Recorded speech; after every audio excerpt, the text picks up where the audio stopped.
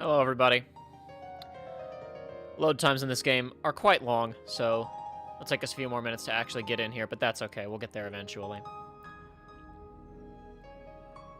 I saw someone a second ago saying the emergency birth by sleep stream was like 6 hours long. Let's see if we can beat that. I don't think that's going to happen today. Hopefully this will be less than 3 or 4 hours.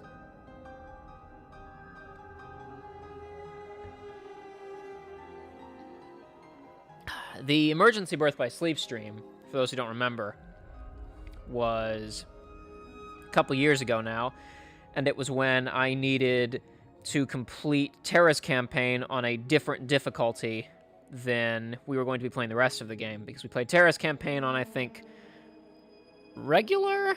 And then I bumped it to, I don't even remember what the difficulty is, proud or critical or whatever, for Ventus and Aqua.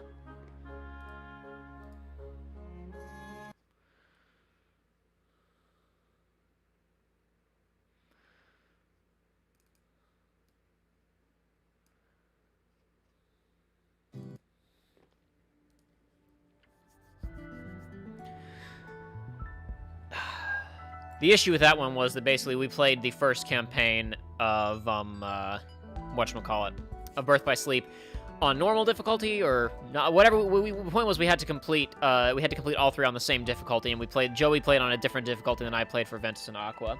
So before we met for one of the final recording sessions, I needed to have a Terra save file of the appropriate difficulty completion and all stickers collected and placed into the album.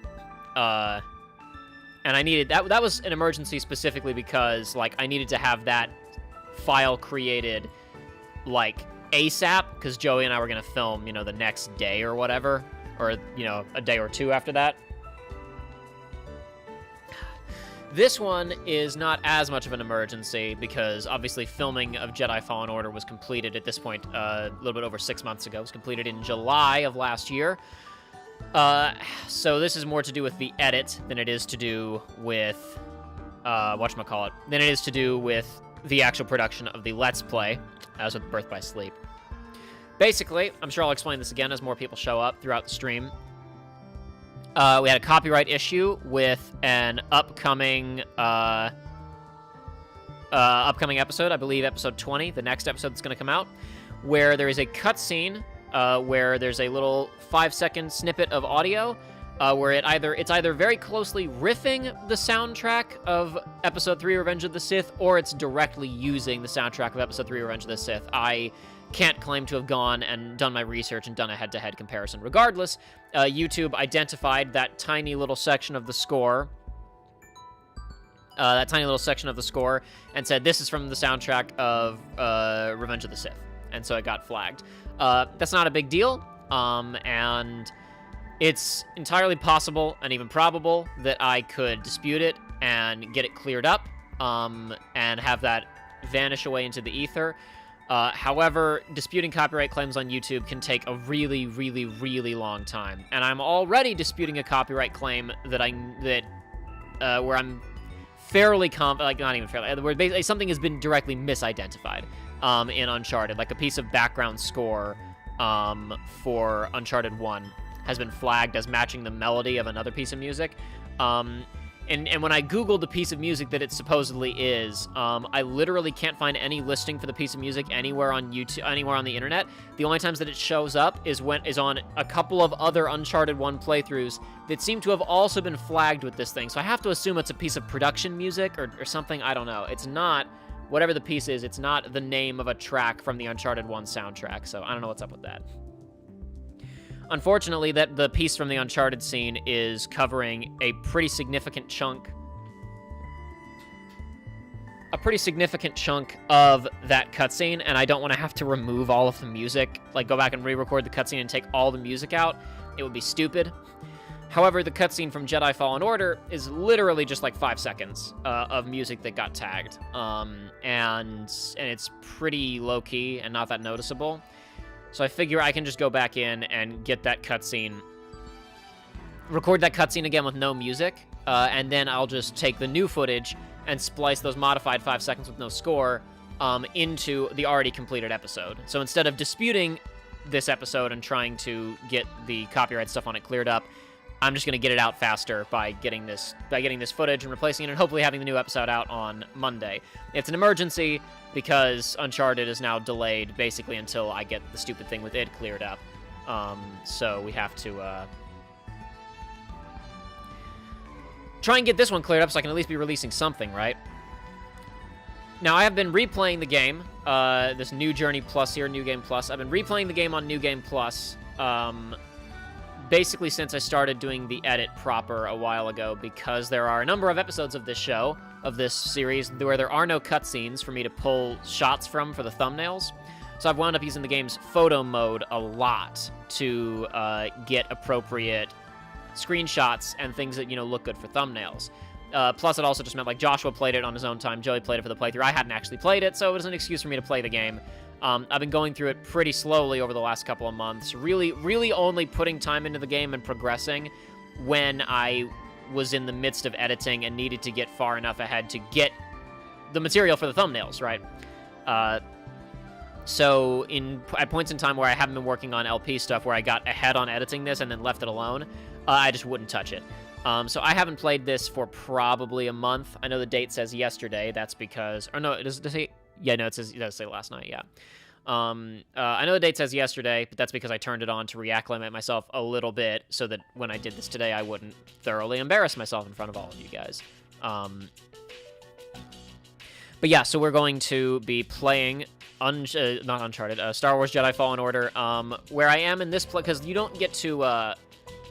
You can't, like, rewatch cutscenes in this or jump around in time. You kind of have to play through the game linearly. And where I am linearly is after beating Kashyyyk, the second visit, and beating up the whichever sister, the big one on the top of the tree. And now progressing, and now I have to go start Dathomir, which I haven't started at all on this file. Thankfully, I'll explain in a second. I'll glue back down to that in a second. With that being said, basically everything that's happened in the last 2 episodes of the Jedi Fallen Order playthrough, I'm about to go and play again. If you're up to date on the playthrough, number one, the last 2 episodes didn't really have anything like spoilerific in them anyway. It's mostly just exploration and like one boss fight.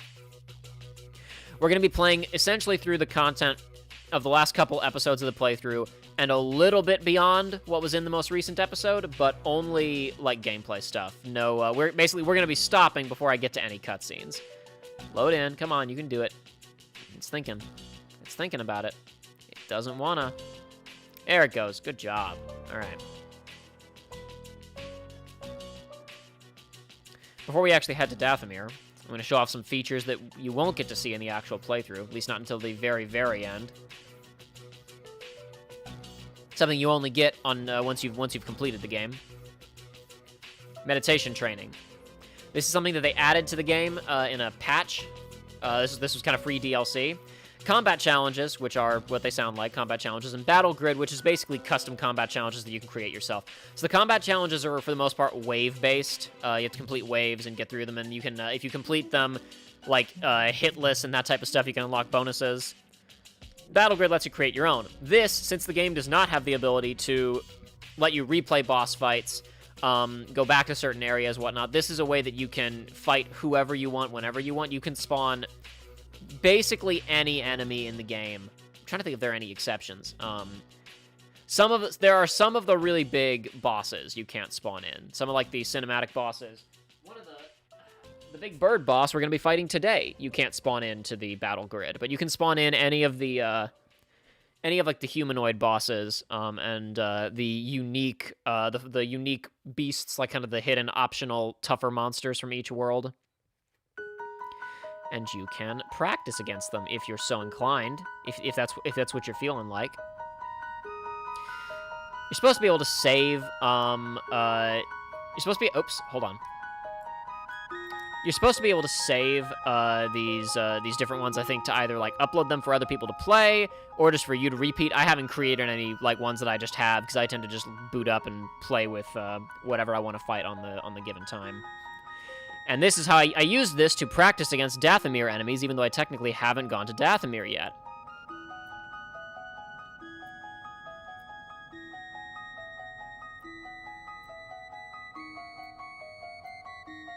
Where do I want to go to fight? Yeah, let's do this. Why not? That looks kind of spooky, right?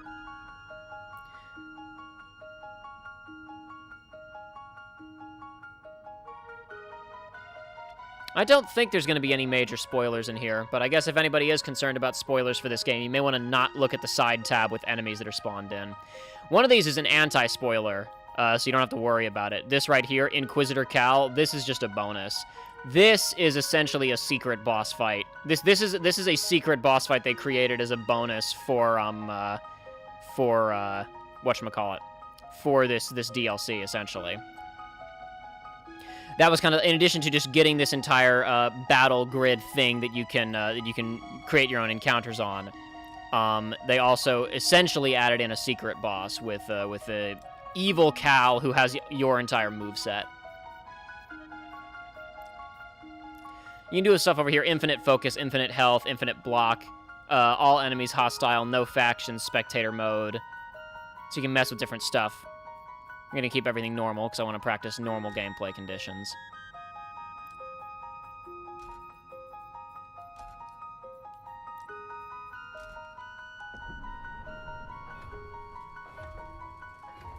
Well, I meant to... I shouldn't have put the big boy in there, probably. He's going to beat them up, but that's okay.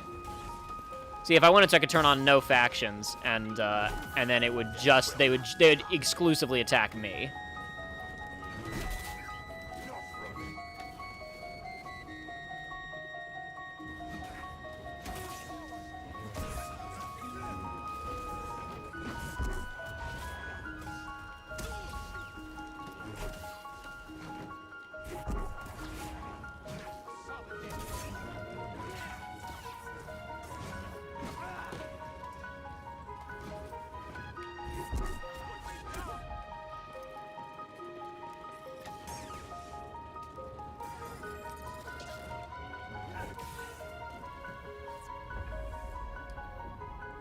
I'm going to delete the big guy because he doesn't need to be there.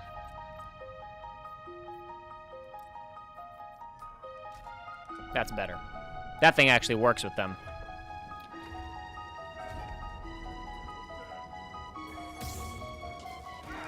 Ow, I didn't see him coming. I was looking for the other guys.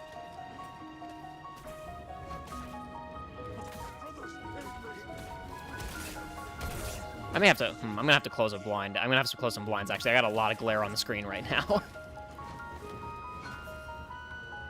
I can't see clearly what's happening.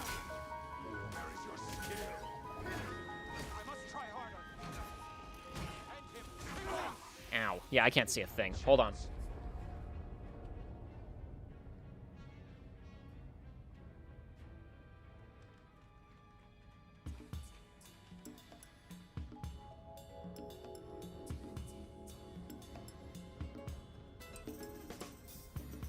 Oh, that's infinitely better. I can actually see... Before, I literally can only see half the screen before. Let's try this again.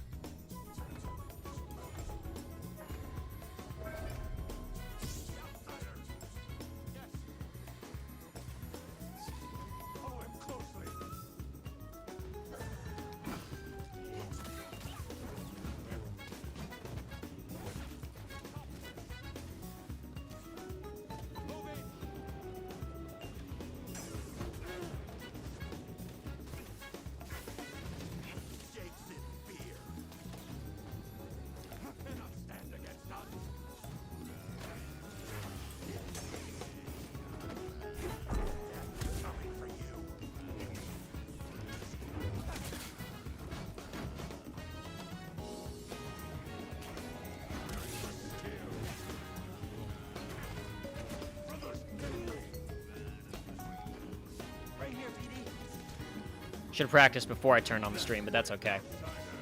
I'll get it back in a second, guys. I played for like 20 minutes last night, and other than that, I haven't touched it in a month, so it's gonna take me a minute. Prefer not to have to resort to that. I do have the Power of Friendship ability, which means I just get my Force Juice back whenever I use a stim, but I prefer not to have to use too much Force.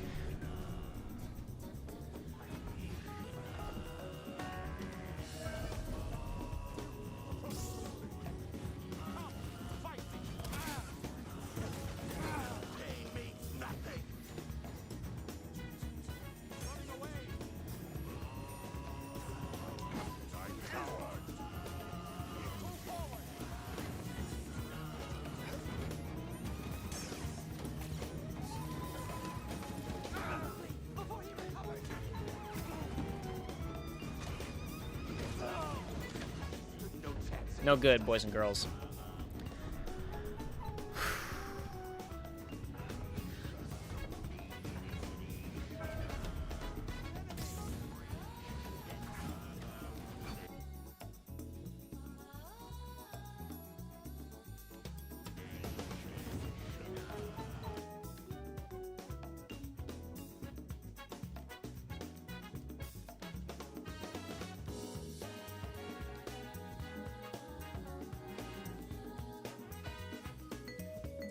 It's so much better last night. I fought one of the actual, like, real for real bosses and managed to beat it.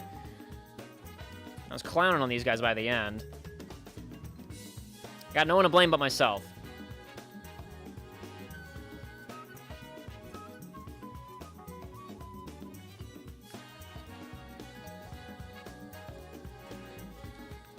Okay, I feel like I blocked that.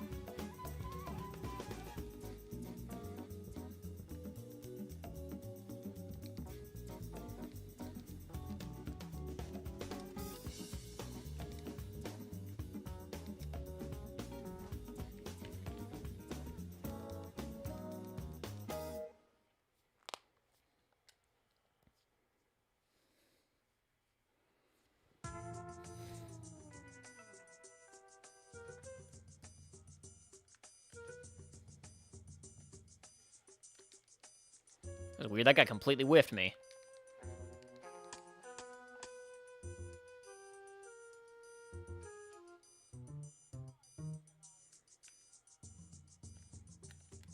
Okay, sometimes timing on blocking in this game is weird, honestly. I mean, maybe I'm, like, again, I admit I'm not good at this game anymore. I was good at it for a little while, like 2-3 months ago. I'm not good at it anymore, and I will openly admit that. But sometimes timing is odd, it seems like. I don't know.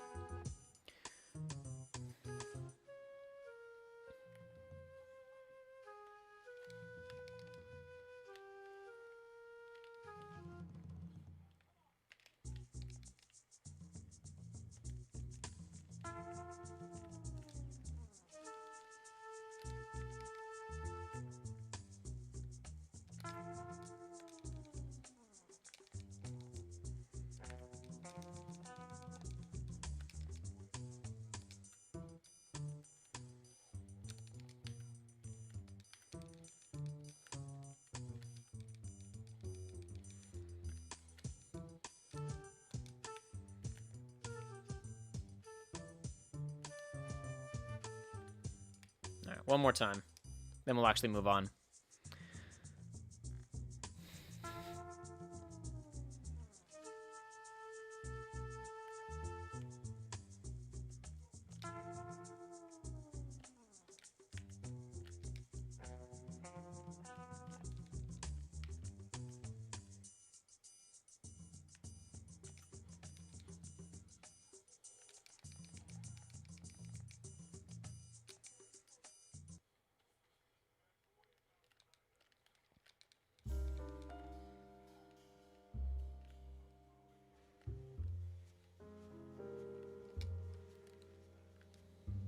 Oh, he died in the acid. I didn't even need to do anything. He did a short range Luke's kick, and then that was it.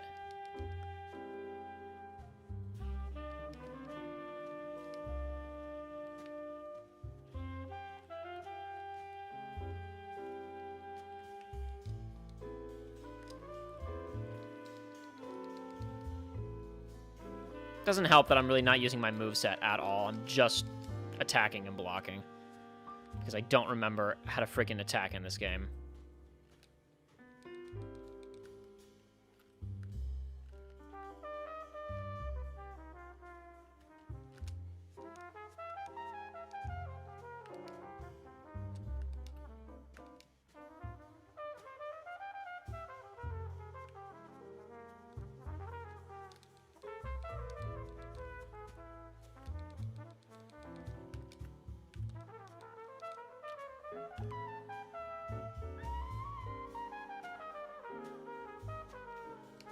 Well, that wasn't what I wanted. I wanted to use it as a bug shield. That's okay. Whatever. I'll go to Dathomir and get my ass kicked, because I'm not good at this game anymore, but that's okay.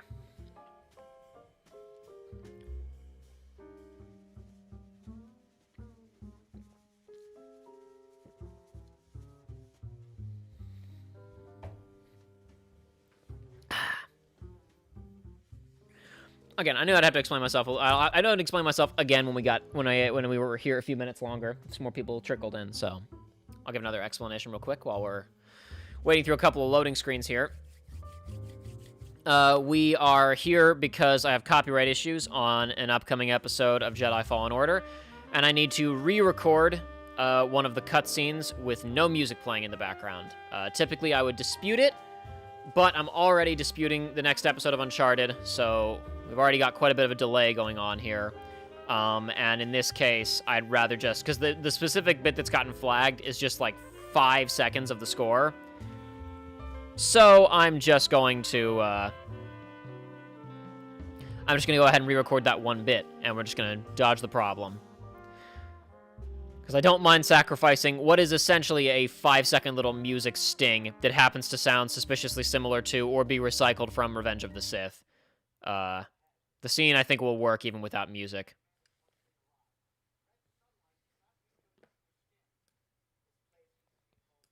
Cabal of Force wielders, the Night Sisters. They use the Force? What, like Jedi? No. These witches served only themselves. Their powers focused on deception, illusion, manipulation. Wow. Crazy. Sounds like someone I used to know. During the Clone Wars, the Night Sisters made a deal with a Sith Lord who betrayed their trust. In the end, they were nearly wiped out in a massacre. Dathomir is a deadly place. We should be careful. Don't have to tell me twice.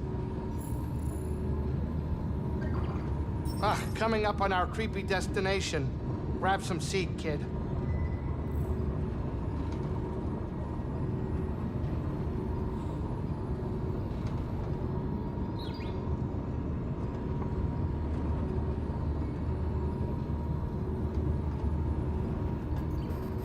Alrighty, here we go. Stream starts for real now.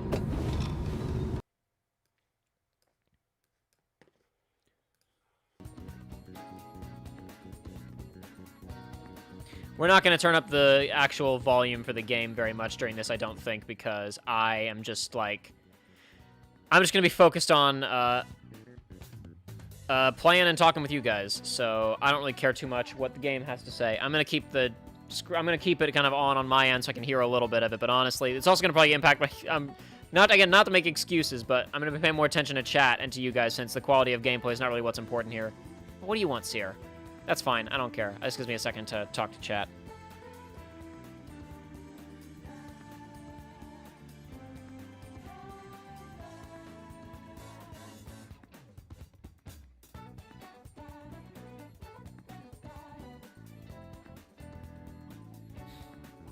Durox Zero says, Jacob, now that you're ready with this game, what do you think about it? Do you mean what do I think of the quality of Jedi Fallen Order in general? I think that it's kind of funny how I don't know. I remember an interview somewhere where someone was like, I think it was somebody from Respawn Entertainment was like, Respawn is the perfect studio for a third-person action adventure, game or what, like just like trying to characterize themselves, being like, yeah, we were the exact right studio to make something like this. And I'm like, you've only made first-person shooters before this, and there's definitely, like, I don't know, it feels like this must have been done really fast in some spots. Like, I can't help but think that because there were so many of these other Star Wars things falling through, there are probably a lot of things being rewritten and redone with this game, and there's a lot of pressure to finally get it out, so it could explain why there are certainly some places in this game where it really seems like it's not held together very well.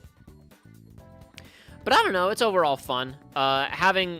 Again, I'm gonna suck today, but having played a decent amount of it, actually, it's the gameplay's fun enough. It's not. I had a shadow for a second, and then hold on. I have a shadow right here and nowhere else. Where's the sun? There's the sun over there. I accidentally called it a moon in one of the episodes, but the moon's over in that direction. There's a lot of stars up there. Sometimes there are wars in them. They're stars, but not always. Ah, and those are the faces of evil. You must conquer each. Look at all those heads! We should have called this the Faces of Evil stream. But, I don't know, I feel it's fun. The combat's generally pretty fun. There's enough going on with the levels and kind of layout that it feels like you're doing stuff a little bit different here and there as the game goes on. But it's, I don't know, I wish there were more puzzles. Like, there's one dungeon with puzzles, and then the second dungeon has, like, a single puzzle. It's just, The good news is some of the puzzles can be solved in multiple ways. Like, that's nice. Oop. No kidding. Ah, Monstar. I don't know. Overall, I think it's pretty good. Not one of my favorites of all time or anything like that, but it's enjoyable, I guess. This is a fun time. It's an enjoyable game. All right. Now, will I embarrass myself?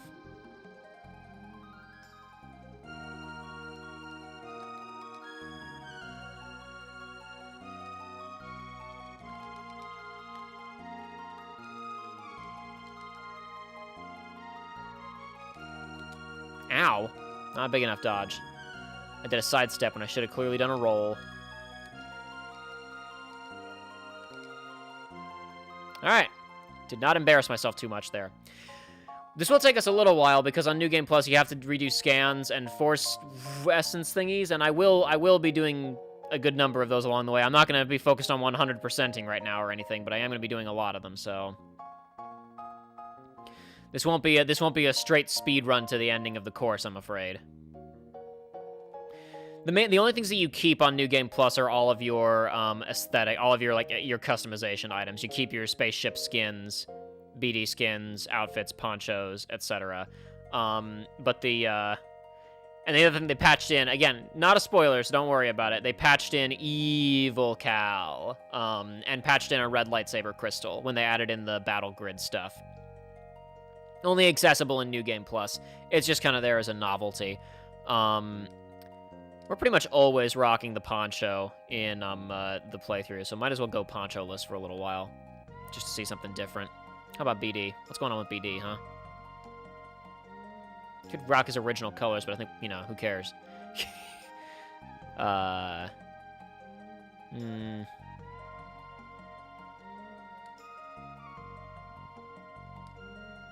This is the one where it's got like gold trim, right? Yeah, a little ostentatious for my taste, I think.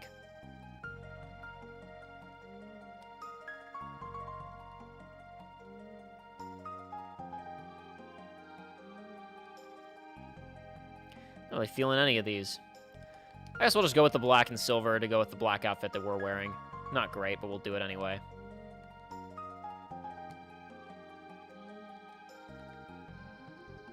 The one thing is, I am way higher level than Joey was when he came here, because there were points in time where I've been practicing this where I just like, and again, in order to get myself back into shape, having not played the game for a long time. Where did BD go? Oh, he went up here. Okay. I just would like grind for forever. Back in late December, maybe it was actually in early January, I basically was just listening to Star Kids, the VHS Christmas album, and while I was listening to that, I was just running around in circles in one area in Kashyyyk, continually killing everything and then loading, and then going back to the meditation point and respawning everything.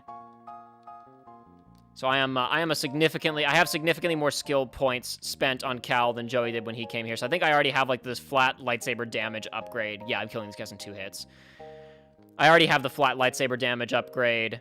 I have a bunch of other stuff. I don't have throw lightsaber. I think that's really the only major like kit ability that I don't have right now. But yeah, as you can see, if we already picked up chests when we were here the first time, they are already open, so I do not have to worry about getting them again. So that is the one thing we have going for us on collecting junk. But Force Sense spots and BD scan spots are all still have to be gotten on New Game Plus because they go towards your experience again, and you start from 0. You have to re-upgrade the character.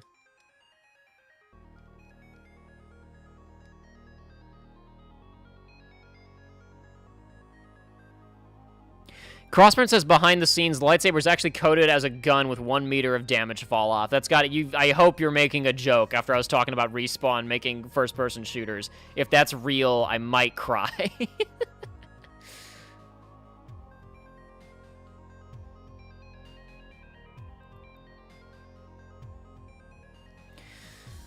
Ninja Bunny said, being a corridor Souls-like with an occasional puzzle break seems like a better fit for this game. I'm not sure what Metroidvania-ing adds to the game.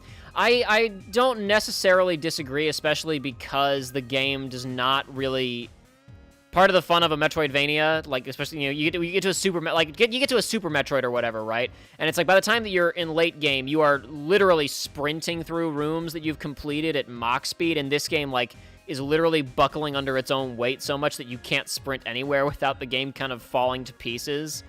And that does certainly interfere with your with forward momentum and the desire to backtrack. Generally speaking, I would say that it allows for kind of like optional areas that you might not otherwise go check out. For example, the crashed venerator on Zepho. But you could just, you could have some kind of central like Souls-esque hub that you teleport out from, and then there's a branch off of that that leads to an optional area, So there's other ways that you could deliver it other than a Metroidvania structure. I don't know. Right, I think I was supposed to push that crate down there, wasn't I?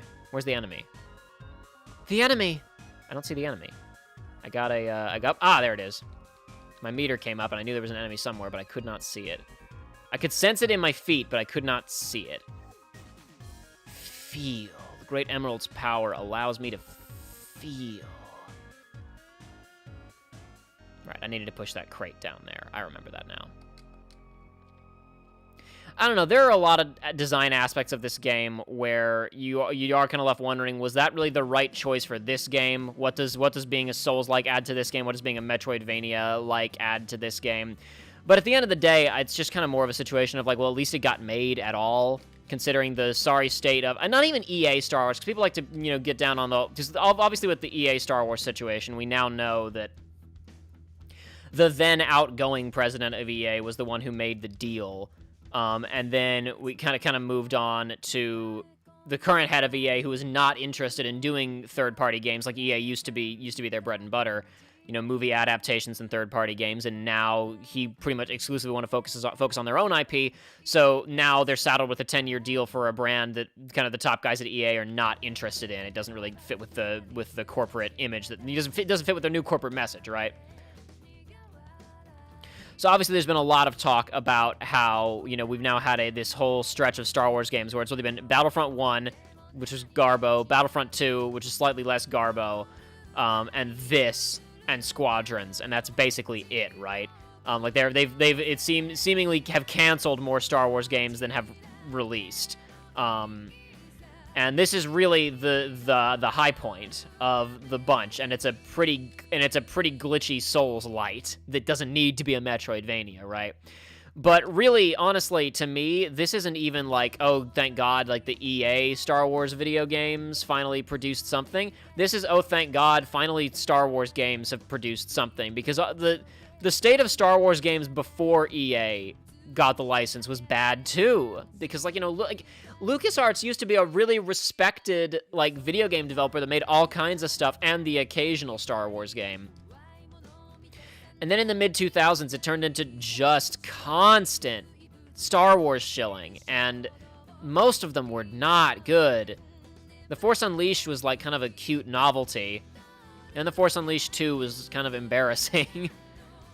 And there really wasn't much else from them either, because a lot of their stuff also got canned because it didn't come together. 1313 was a super overly ambitious thing that got shut down when the brand got bought out, but honestly, I'm half convinced 1313 would have never come out anyway from the way that it was discussed at the time. And then there was another game that they were working on. The last thing that LucasArts announced was probably people don't even remember this because it was announced very shortly before the buyout, was a 5v5 tactical shooter, squad-based PvP tactical shooter with gadgetry and other stuff. I would say I'd pull it up, but I don't have OBS arranged in such a way that I could do that really quickly right now, do I? I forget what it was called. There was one, I'm not even sure if it had an official trailer. I think it might have just leaked afterwards. I don't recall.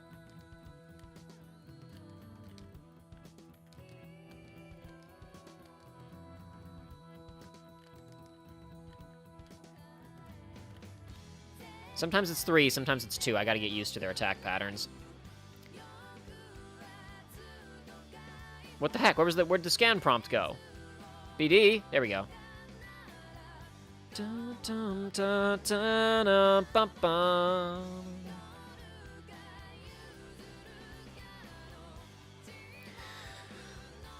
Yeah, and then like yeah, Lego Star Wars really was the even that like was I guess was a good batch of Star Wars games, but there were only 3 of them, and I don't think anybody played or cared about 3 because it was the freaking Clone Wars TV show, which I like, but I had no interest in playing a video game based on it really.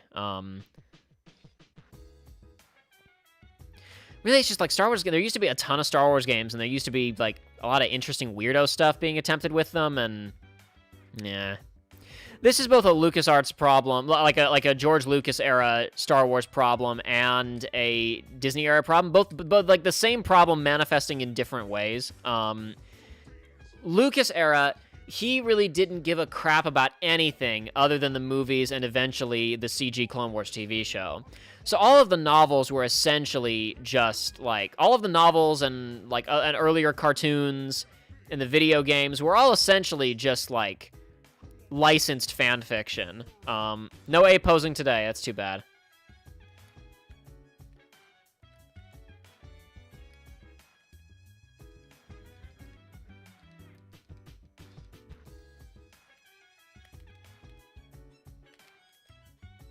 The heck? He didn't fly away. You. There we go.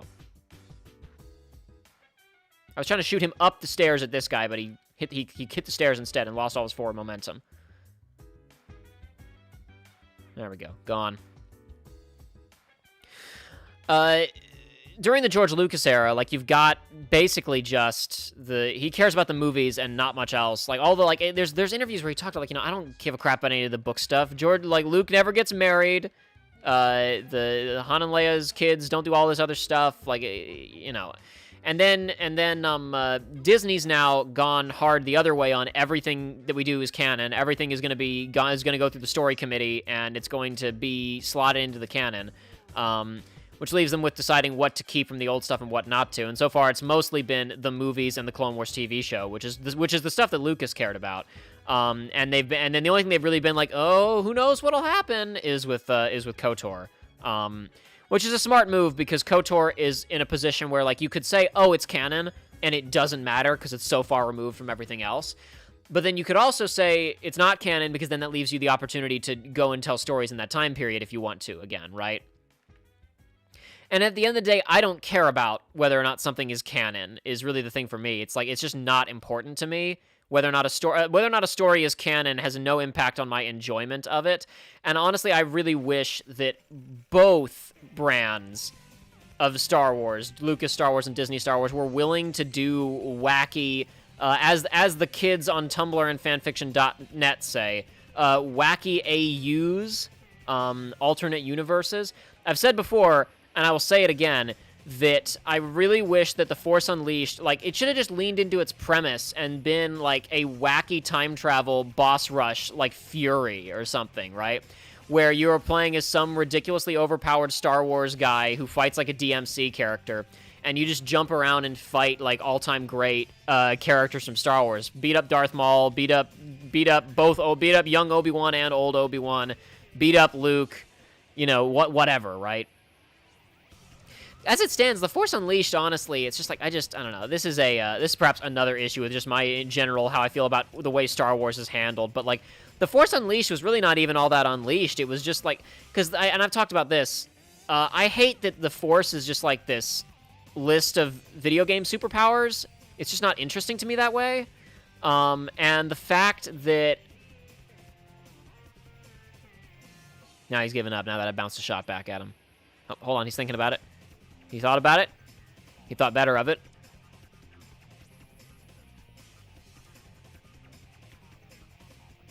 Too far away. I can't pull him down yet.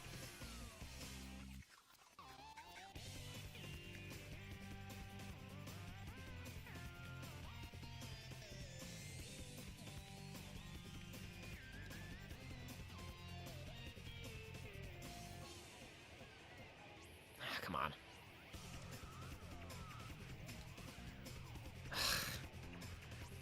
Shouldn't get fancy with a single dodge. I should just do a full dodge roll and be ready for it. There we go. All right. I've said before, I don't like that the Force got reduced to a list of video game powers for so long, and the Force Unleashed was kind of a joke to me, because really it wasn't even all that unleashed, it was just the same video game powers we've been seeing, but just he Force pulled bigger things. He threw people farther. I really liked when I was sitting down to watch frickin' Force Awakens for the first time in the theaters, when frickin' Poe Dameron shot at Kylo Ren, and Kylo Ren froze the bullet in midair and then froze him. I was like, ooh, it's something new, amazing.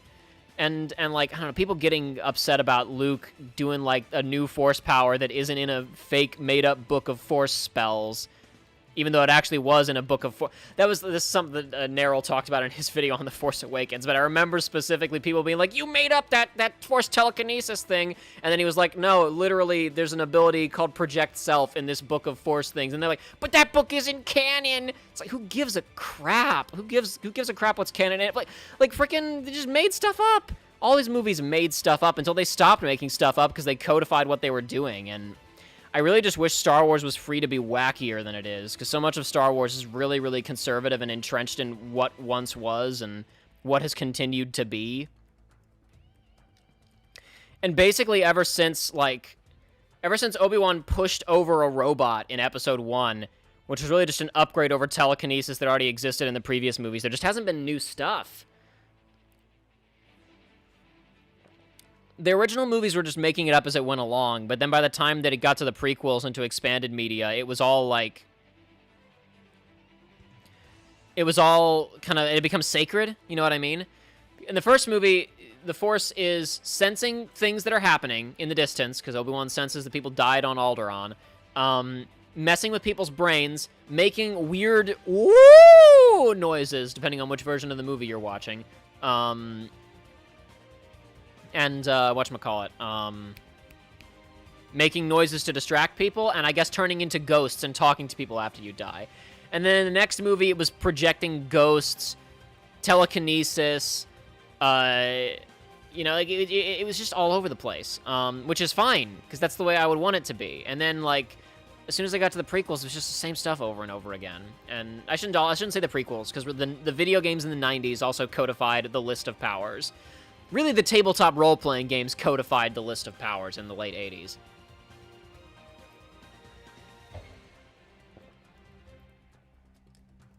What the heck? Whoa! The game completely freaked out on me for a second there. I couldn't walk forward. That was bizarre.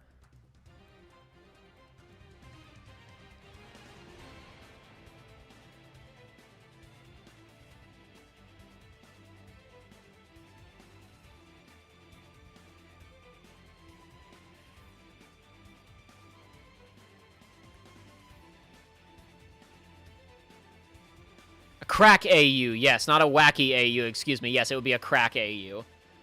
Doesn't even need to be a crack AU, though. Just experimenting in some way. They shouldn't be, like, they shouldn't have to hold themselves to canon. They should just be able to do whatever. Like, I don't know. It's just silly to me, I think, that we have to, like, fit into this fake, made-up world when like, Quentin Tarantino can just kill Hitler 2 years before he's supposed to die. But we can't mess with what happened in Star Wars. If that makes any sense. So, by the way, if you're playing this game for the first time, and you have not found the double-bladed lightsaber yet, you can get it from this little workstation right here. If you come to Dathomir right away when you have the opportunity at the beginning of the game, and you manage to fight your way here with your low health and whatnot, and get all the way to this spot, you can get the double-bladed lightsaber right at the beginning of the game, essentially. And then you have it for Zepho and Kashyyyk and everything else. Because this is essentially where the game stops you when you come the first time, because after this you need a double jump to get anywhere, pretty much. I remind myself. This goes back to kind of the beginning of the stage, right?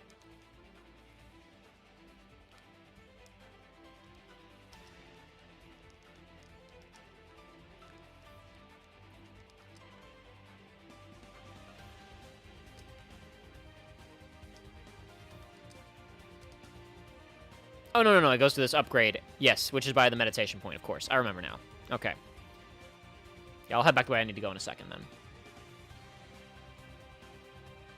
Ninja Bunny, the dual-sided lightsaber is eventually not optional. You are eventually forced to get it.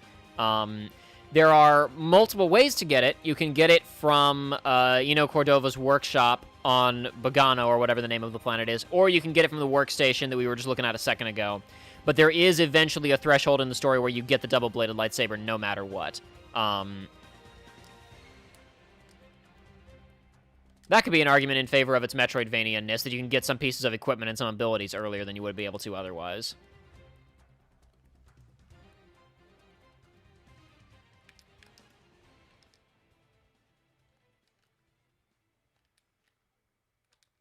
Oh, that was a good idea. Roll closer to me, idiot. All right, that was the easiest fight so far. Thanks, boys. Looks climbable, but not without equipment. Roar! I am man. Smash! Dun, dun, dun, dun, dun, dun, dun.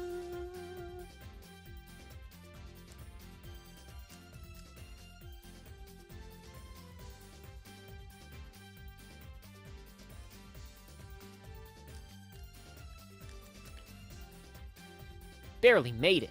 Made the same joke in the playthrough. God. Even as I said barely made it, I was like, idiot, you said that in the playthrough. Both you and Joshua said it. I also have Sonic music playing in the background, so that helps.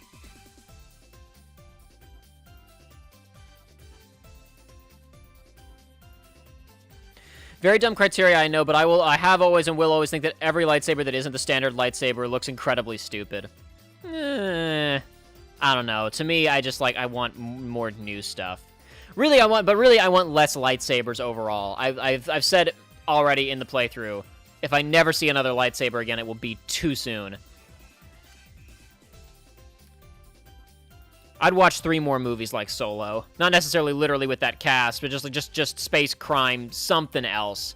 I'm tired of people flipping around and using lightsabers. Even when they aren't flipping around, I don't like it so much.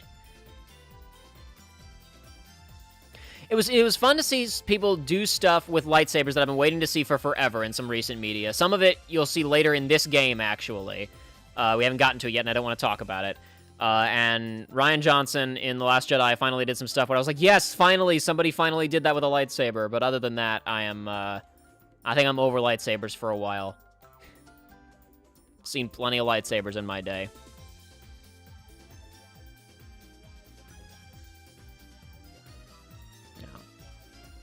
I'm having a hard time talking about the stuff I'm playing the game at the same time. Let's see. Chat.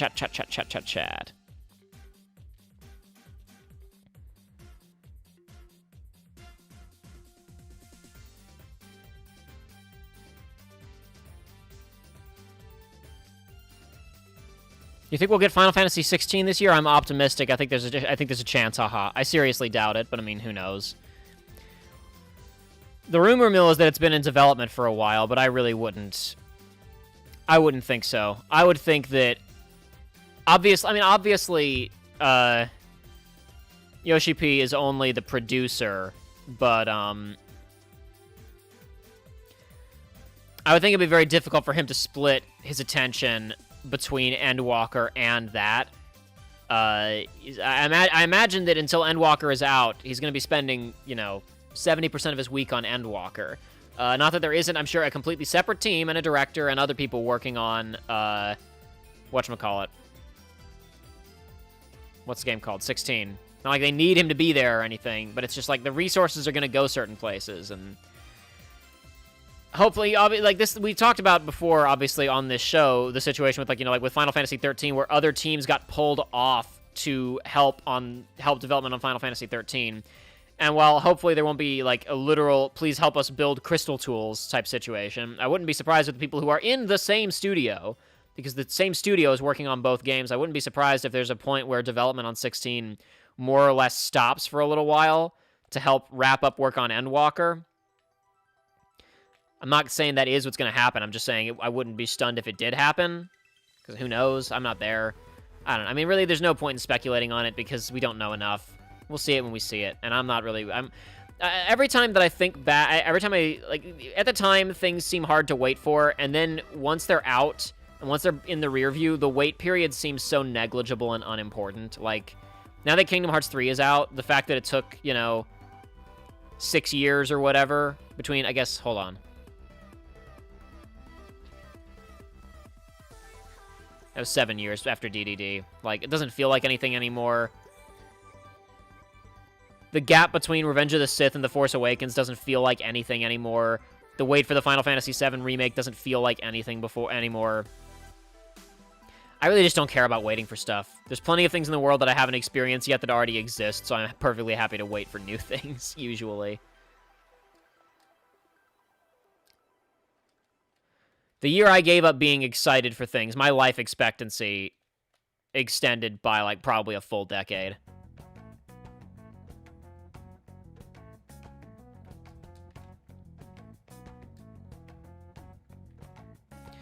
After I played and beat L.A. Noire and went, I shouldn't have been so excited for this. And then I was like, I should stop being excited for things. And then later I replayed L.A. Noire and I was like, holy crap, that was really good. Why didn't I realize that it was so good before? Oh, because I had been too excited for it, and my perspective was completely off. And I don't get excited for things anymore.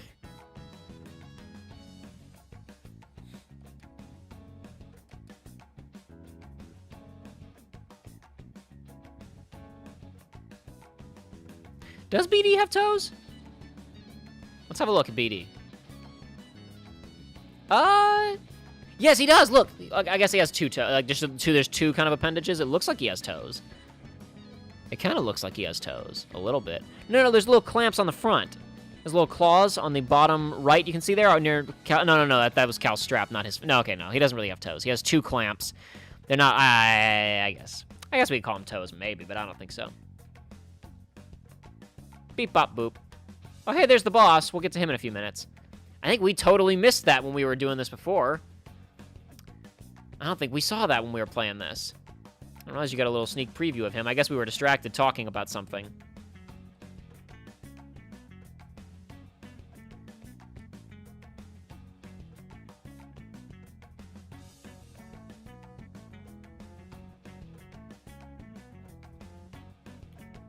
Yeah, I'm working on it, video game.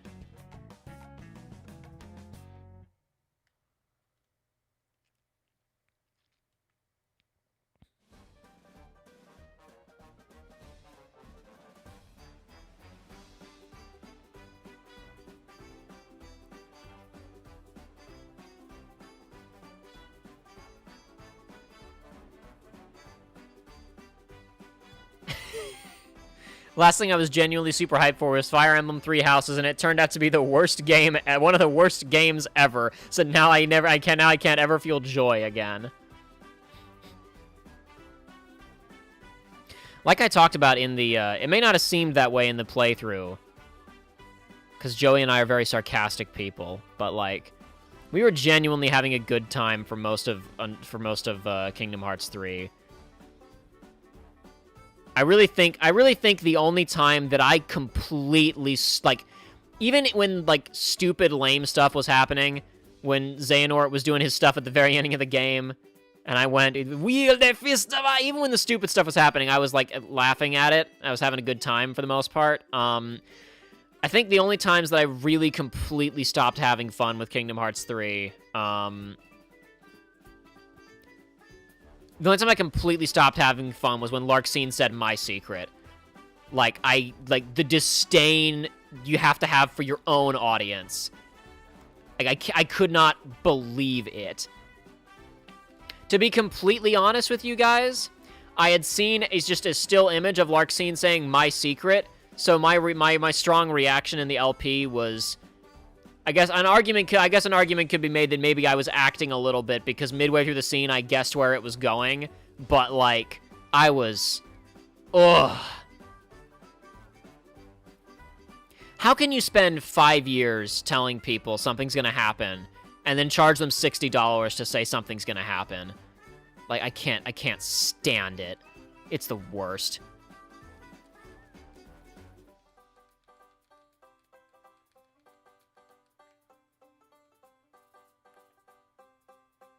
Oh, uh-oh, I'm being shot at. Ouch. Not as bad as getting your your head caved in from behind by a claymore, but still not ideal.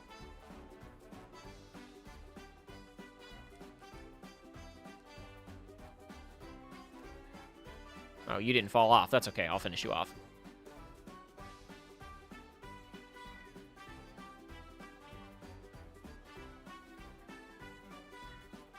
Uh-oh.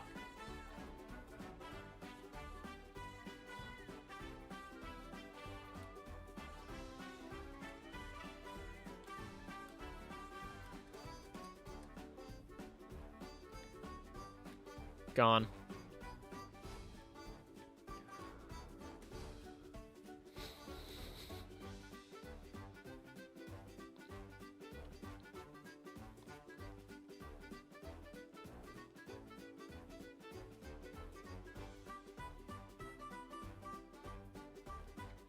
The last thing I accidentally allowed myself to get excited for something was probably Spider-Man Far From Home. And it was a very, very tentative, soft, quiet excitement where I wasn't really... it was just like, I really hope that Peter and MJ get together in this movie and that they're cute together. And then they were cute together and they got together, so I was perfectly satisfied. Beyond that, my expectations were really minimal for that movie.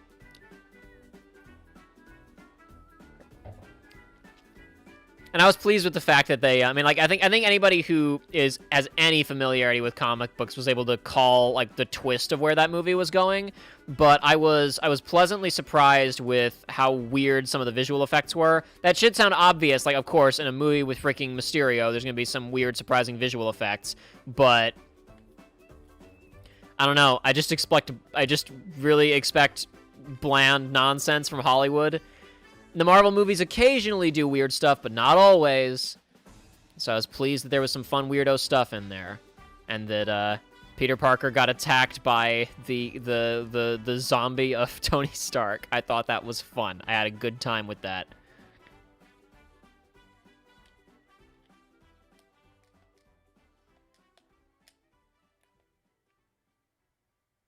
I just like Spider-Man, but you guys already know this.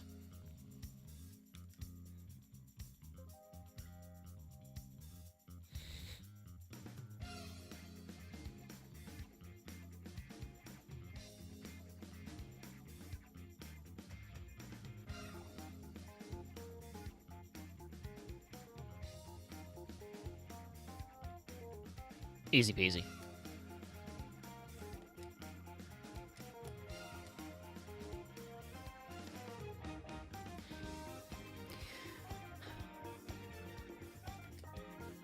I think I can say with some degree of fairness that I'm at least slightly excited for Final Fantasy VII Remake Part 2.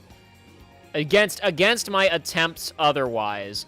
But the main thing that I've said to other people and that I've firmly made my peace on ahead of time is that even if it's terrible, it doesn't matter because I enjoyed the first game, and it's really not going to matter if the next one is good or not.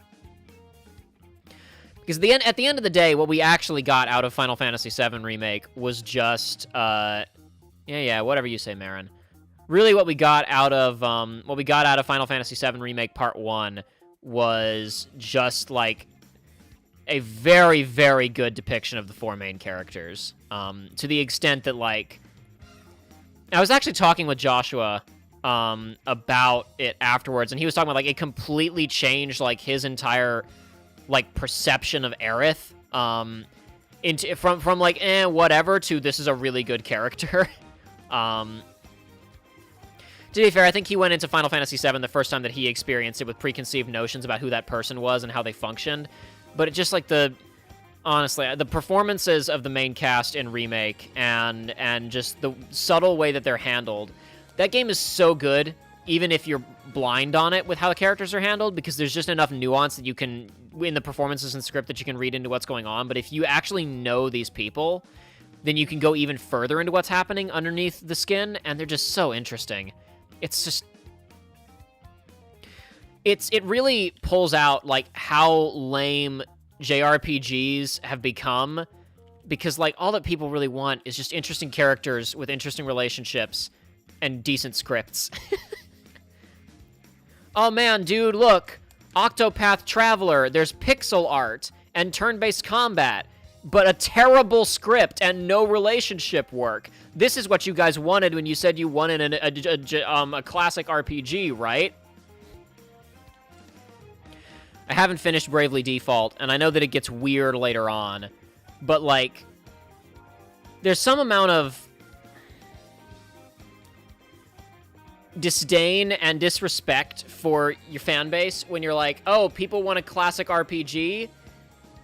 They want games that like we used to make. Well, I guess let's just make it. There's crystals and a big world and whatever. And again, I know Bravely Default goes places later, but looking at like Octopath and the way that Bravely Default, I have to assume Bravely Default 2 will get weird later too.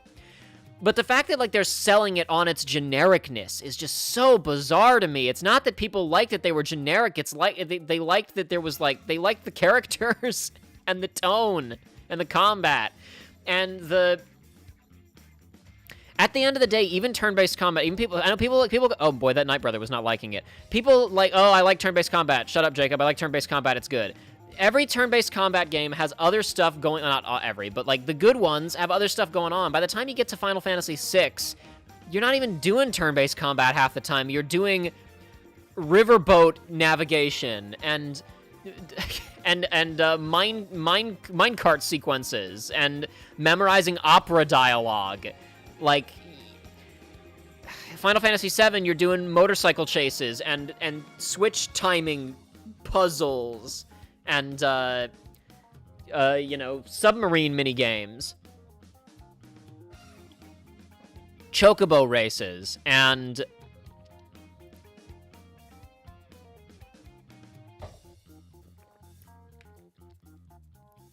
Bravely and Octopath in these games, they're just the combat and dialogue, and it's just, ugh. Like, the willful ability to misunderstand, like, I remember, like, apparently I Am Setsuna, or whatever it was called, didn't do that well. Like, hey, look, we're making when Tokyo RPG Factory's first game, right? And the cynicism of that alone, of like, oh, geez, oh, wow, Bravely Default made money. We weren't expecting that. We need to make a team that just makes, like, low quality, classic quotation marks, lower visual fidelity RPGs. That'll do business or whatever, right? And it's like, look, you guys, we made a game that looks kind of like Chrono Trigger. Okay, what's the deal with it? Well, it looks kind of like Chrono Trigger, and there's snow, and you play as some characters, a silent protagonist. You have to help a girl go on a journey, and it's pretty simple. It's a generic classic story, and it's like, but I could just play Chrono Trigger again. You know, the game with time travel and a talking frog and a child inventor who makes laser guns in the mid 1900s, not even, more like the late 1800s, and a cave woman who you have to drink under the table. You have a drinking competition with a cave woman who doesn't understand what alcohol is, just knows that it makes her skull feel like smash after she drinks it. Like, yeah. Like, they're what people want is lower cost production. Like, make the games faster and cheaper and give them good scripts and, I guess, turn-based combat if you're really into that. And, like, their thought process was, well, people want generic games. No.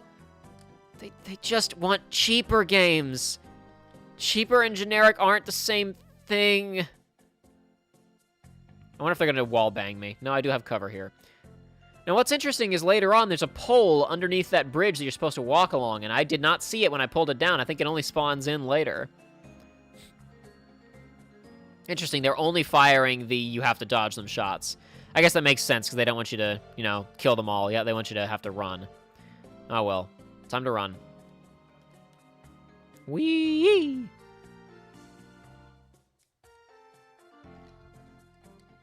To the swamps. Frame rate. Oh, yeah, dude, Metroidvania. Gotta go fast. Gotta get through the area really fast, because the frame rate loves it. There we go. Smooth that a little bit there. Finally! And I lost all my forward momentum instantaneously. That was interesting. You. Go away.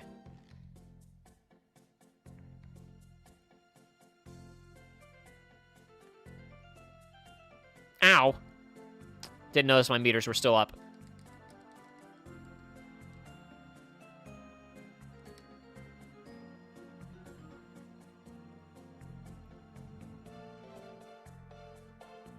Yay, bleeding gut seed.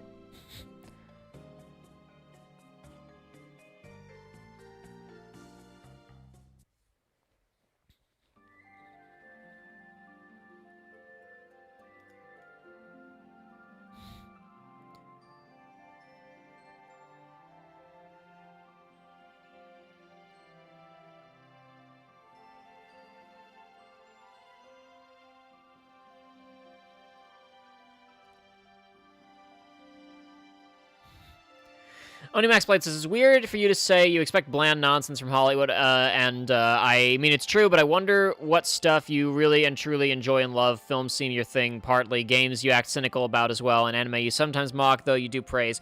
Let's be clear, it's not that I think film never does anything interesting, it's just that I never know if I'm gonna get it from mainstream stuff, and that's part of what's been fun about the last couple of years, is that nerds have kind of taken over Hollywood, which is how, freaking Tron Legacy got greenlit and crap like that.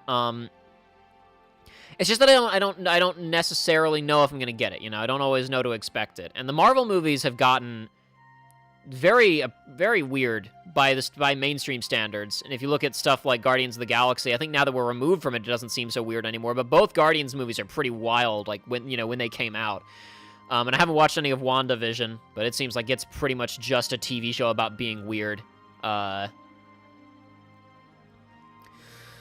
I don't even need movies to be weird necessarily. It's more just with these bigger budget movies, you know, you never know when they're just going to be focused on being safe and crowd pleasing. And really, I'm mostly with Disney. I'm cynical about their animated films and the live action remakes. Nowadays, Marvel and even to a lesser extent Star Wars are at least attempting to do weirdo stuff. Last Jedi was really weirdo, and then they got really nervous about it, so they didn't do it anymore. But minimum, they did in The Mandalorian decide we're gonna do an entire TV show about a guy that wears a mask all the time. So I guess they got that going for them at least. But now that series is kind of just turning into weird fan service. Just hey, here are all these name drops, and that's not the question. You're just asking me what I like. I don't know. I like all kinds of stuff. I like some stuff that's generic and boring because it's just well made, and I like some stuff that's wacky and out there because it's wacky and out there. I really don't quite know how to answer your question if I'm being completely honest. That's interesting. That's a climb wall, but you can't climb this material until after you're behind this gate, can you? That's very strange. I'll have to come back and investigate that in a few minutes after I get the climbing equipment.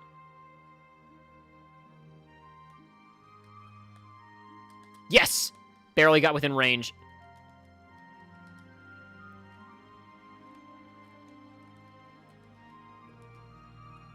Done. Nailed it.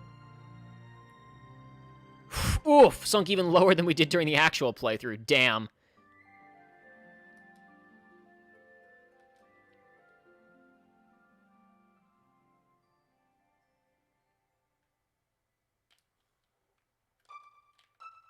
Damn it!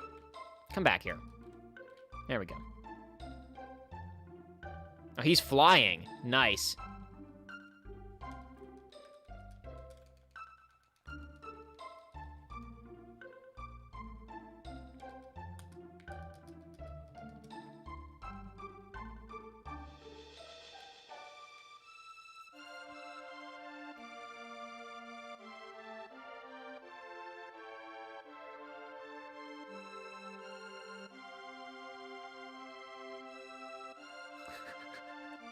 Screw modern Hollywood. I'm only going to watch films from before 1910 now. Goodbye, Doctor Strange 6. Hello, Man Washes Horse 3. Very good. I like this. I like this new outlook.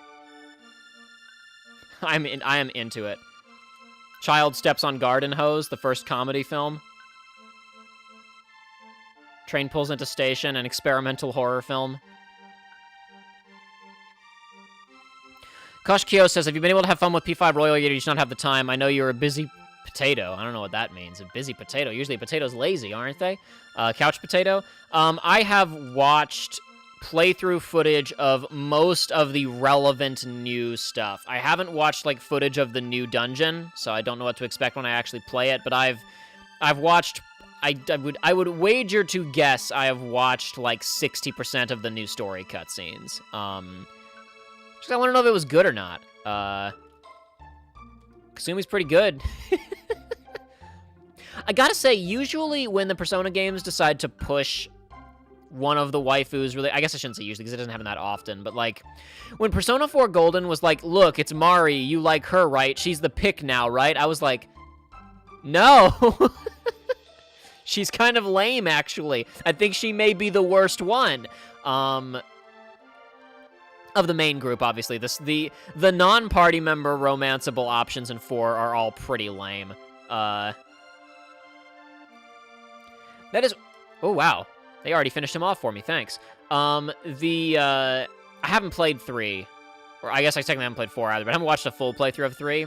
But the impression I've always gotten from that game is that, like, the side character social links are often better than the main characters. And then in 4, the side social links, for the most part, are pretty lame. And then the main character social links are really good. The party members and, like, crucial story characters like Dojima and Nanako and whatnot. And then 5 is really, really all-around quality, honestly. Like, the main characters are good, the side characters are good. Like, the confidants in 5 are consistently aces. People complain about Ohaya, but honestly, I don't even think she's that bad. People say she's terrible, but I liked her stuff. Mishima's the only one I didn't like. Mishima's lame. Mishima can get out of here. But, I love that the game gives you the opportunity to, every time Mishima says, hey, Phantom Thieves, right? You can be like, Mishima, what are you talking about? I don't know what that is. I'm going to go on the Phantom Thieves website and write about that. Whatever you say, man. Every single time that I interacted with Mishima, I always took the unincriminating, I don't know what you're talking about, whatever you say, man, dialogue option. Because I never would have read that clown in if I was running the Phantom Thieves. But, what I was going to say is, Mari, they push really hard, and I just don't think she's that good. Hey, there's the Mantis. Check it out. Whereas Kasumi is like, I mean, I'm not going to say, woohoo, she's the canon romance interest or whatever, but, like, she is good enough that, yeah, sure, whatever. I might romance her whenever I get around to playing Royal. Though if you've watched the recent top 10 video that I did on top 10 games that I played in 2019, because I'm behind schedule vastly, I noted in that I have not actually physically played Royal yet, no. Sometime, eventually. Not anytime soon, though. I got more important stuff to do right now.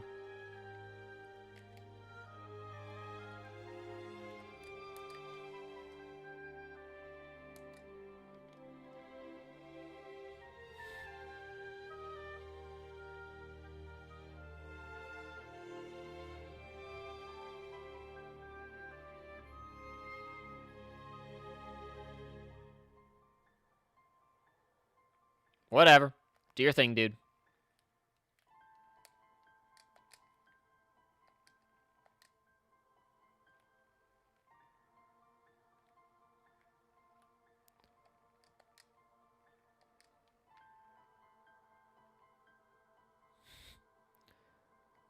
Here we are.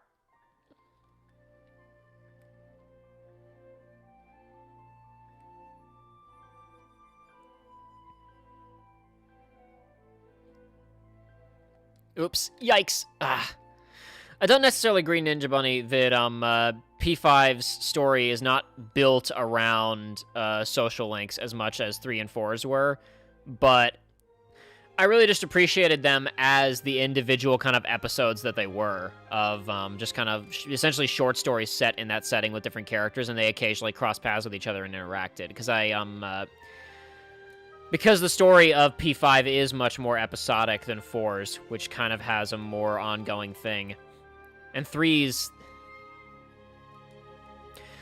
doesn't have a story until late game, so really the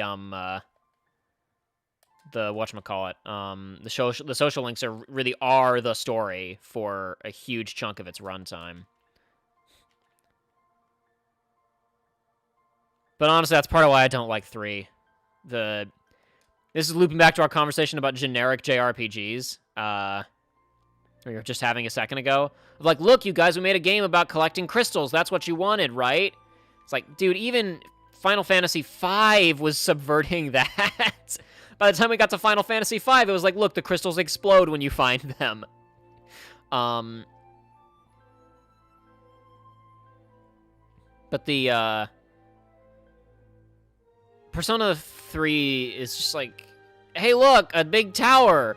Let's climb it and see what happens. And then you just have to wait like 40 hours for something to begin happening.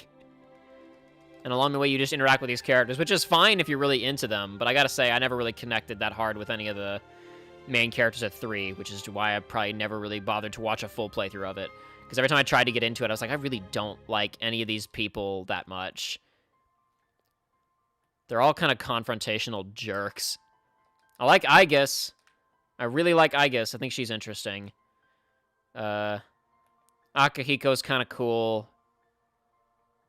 I really don't like the others. I didn't get my head bashed in by a claymore that time, but I did get attacked by a zombie. Bye.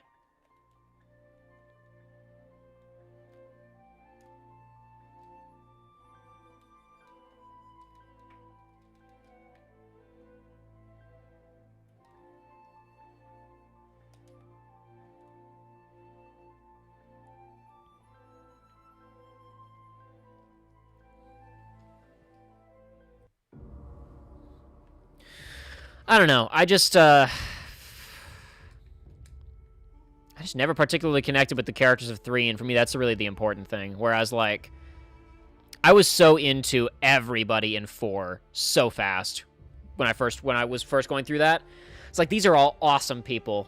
These are all really, really nice, awesome, interesting characters, and same goes for 5, honestly. I know some people complain that it doesn't feel like those characters like interact as much as the characters of 4 or whatever, but I kind of disagree. I think some people have rose-tinted glasses on the amount that the people in 4 really interacted with each other, at least compared to 5. I think they both have about the right amount of like shared personal screen time. And I saw someone a second ago say something about the cast of P5 is Makoto does everything, everyone else is just incidental.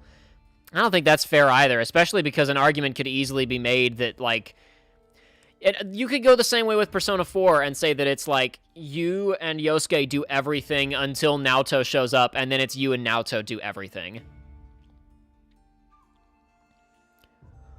Makoto's kind of useless on a lot of stuff, actually. She's good at some things, and kind of terrible at a lot of other things, and there are other people in the group who put in just as much work as her. The only member of the group who's kind of useless in terms of, like, plot accomplishing stuff, really, is, like, Yusuke. There's 2 Yusuke's in Persona. The Yusuke of Persona 5. But he's the comic relief, so that's fine. The comic relief who had his mother murdered. That's how Persona be. Even the comic relief is tragic.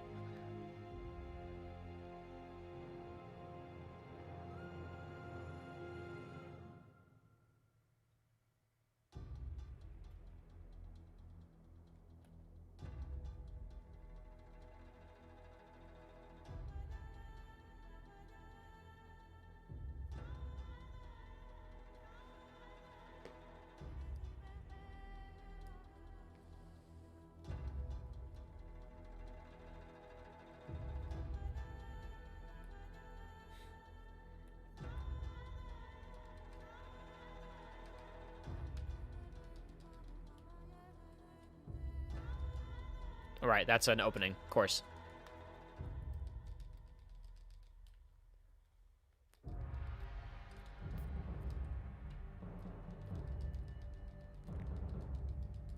Ouch.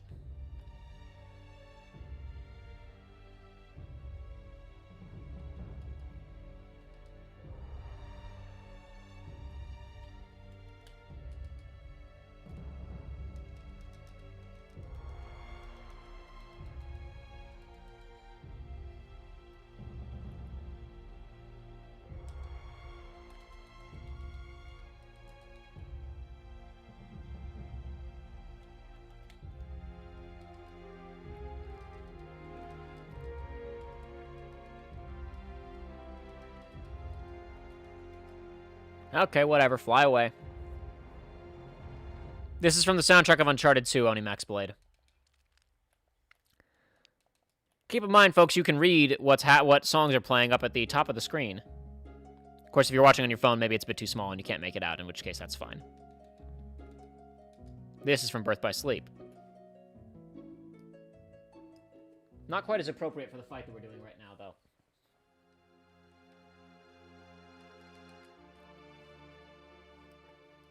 What else we got in here that might be appropriate for a fight?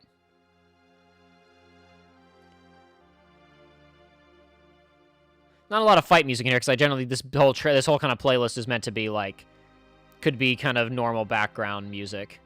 So I don't have a lot of stuff in here that could be used for fights.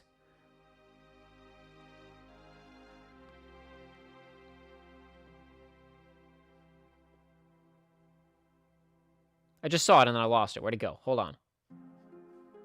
What's wrong with me? I was just looking at it and then there it is. My eyeball stopped working.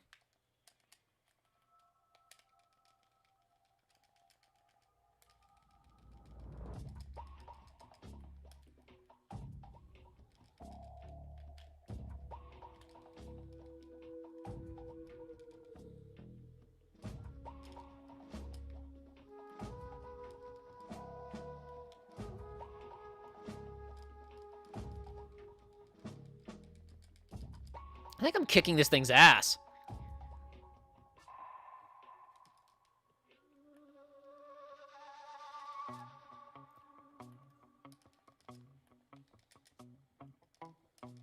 Wrong button.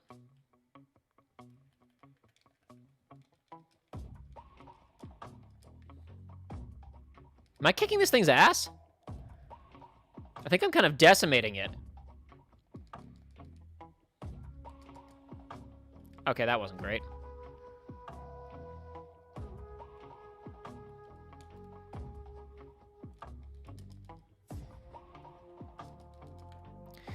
Hubris is catching up with me. I should have said anything.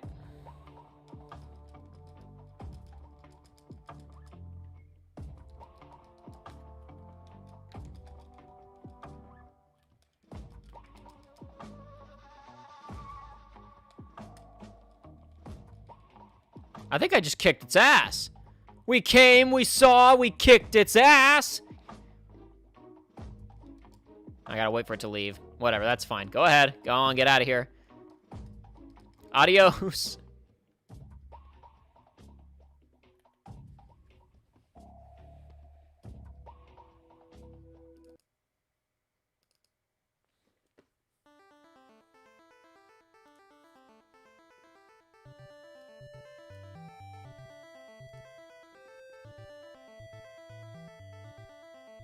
I have not read Scott Pilgrim, but I have watched the film Scott Pilgrim several times on a Max Blade.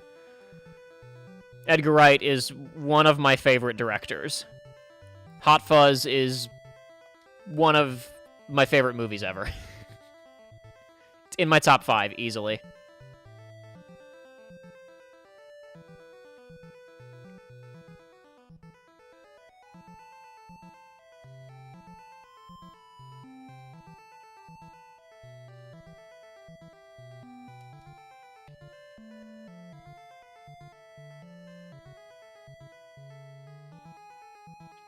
Nathan Berryhill says, "Hey Jacob, is a Final Fantasy VII Remake Let's Play coming on the channel?" Never say never.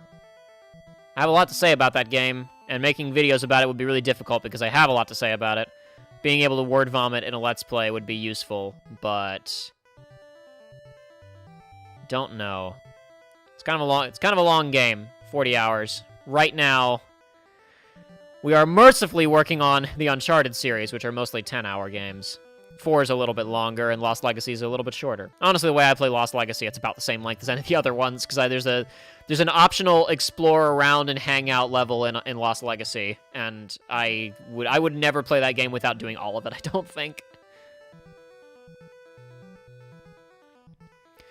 Ninja Bunny on a previous stream, or no, it wasn't on a stream, it was in the comment section of one of the Uncharted episodes, called Lost Legacy the best Uncharted game, and I almost agree. I think in terms of the raw game experience, it may be the best one. It's kind of short on. There's not as many fights in it as I think I'd like, There's only a handful of really cool action set pieces, but that more has to do with the shakeup of tone with 4. But,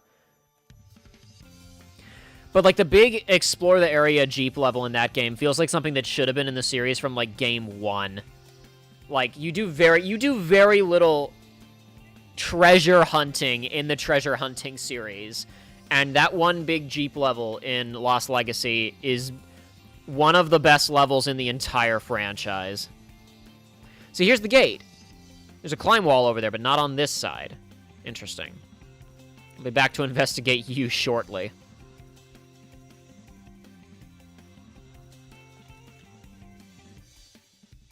Time for a cinematic boss fight, boys and girls. Speaking of Uncharted.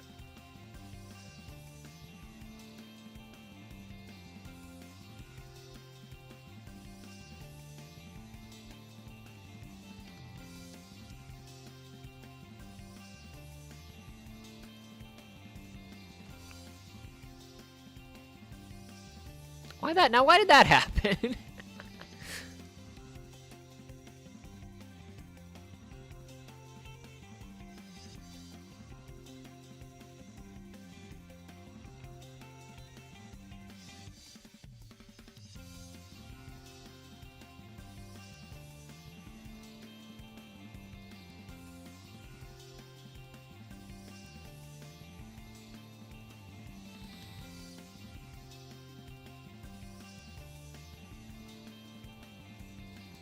Starkiller Apollo, I think, 156, says the problem with Persona is that it's too saturated with the anime school motto. That's really it. Honestly, as someone who conventionally does not really care for anime school anything, I cannot watch anime that is set in high school. Persona 4 and 5 especially, for me, are like, this is exactly kind of the stuff that I want to see. Like, it's very, I don't know, I guess this is something that different people feel differently about, but, like, part of why I was really into the Tom Holland Spider-Man movie when it came out, and part of why I was interested in the sequel, is because it was like, oh, look, it's a freaking high school that looks like a high school that I attended, that is populated by characters who talk the way that the people I went to high school with talk. They're not overly teen speak. Like, they aren't trying to be hip. It doesn't sound like adults trying to be hip wrote them. They swear. They know a lot more about the world than you know, like, because they're all freaking using the internet. Because teenagers grow like 10 years faster than people used to in some ways. And in other ways don't. But it's just, I don't know, dude. Freaking, turning on Persona 5 and hearing people accuse On of being slut. I was like, what? It just, I don't, and Ryuji swearing, and Makoto, I don't know, like, I mean, parts of it are really generic, like Makoto being the student council president who doesn't know how to be normal and have fun because she studies too hard is, you know, pretty generic, but whatever. That was basically just Hermione. That was outside of an anime setting. It's just a character archetype, you know? I don't know, I just, for the most part, like, the high school setting of anime is there for romantic shenanigans, and as it's just, I think the framing device is used really differently in Persona than in most anime set in high school that I've seen, and, like, I don't know, when Shiho jumped off the roof in 5, I was like, damn, okay, all right, this is real, not like some clown cartoon romance bishi shoujo zone.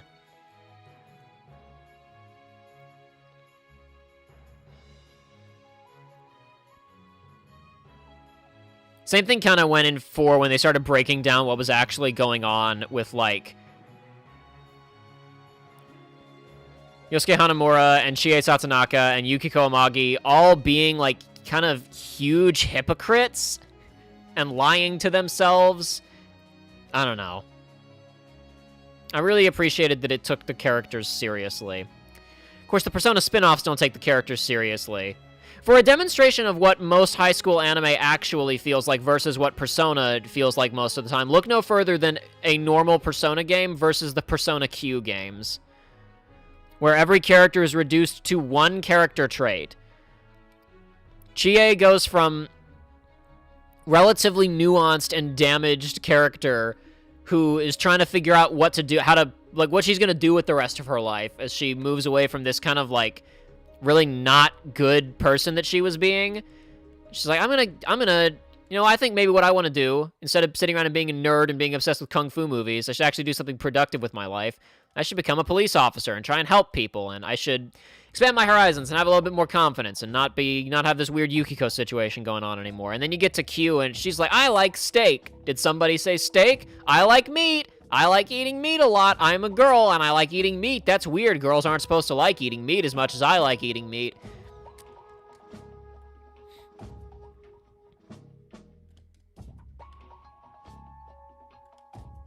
No, no, no. I want to go this way. Excuse me.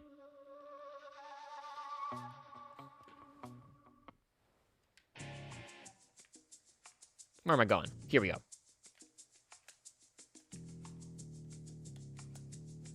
I don't need to fight you. Excuse me. I want to test this damn climb wall.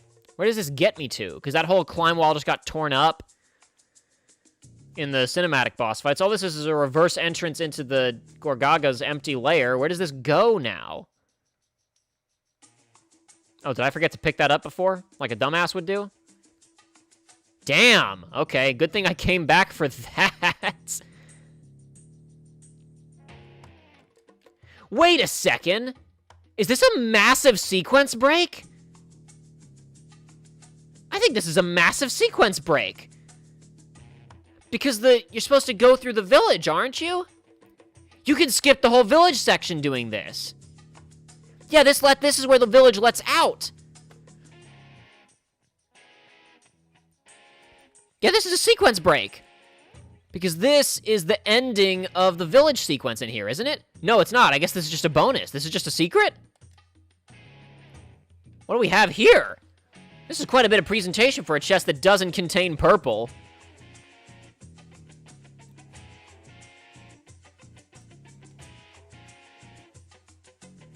Wait, where is it?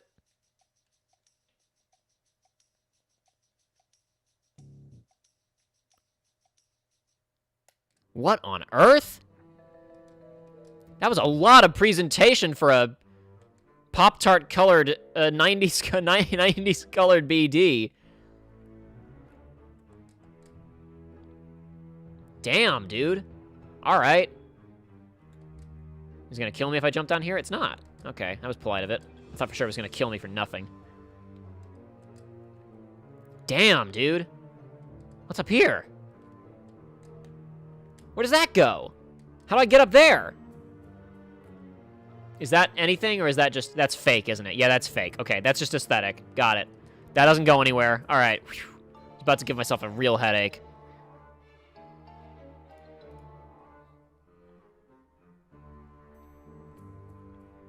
And Joshua was like, you'll get back there. He was crazy. See, I thought this was the way out of the village, and that was what he meant by you'll get back there. Nope, this is optional, and we didn't come up here during the main playthrough.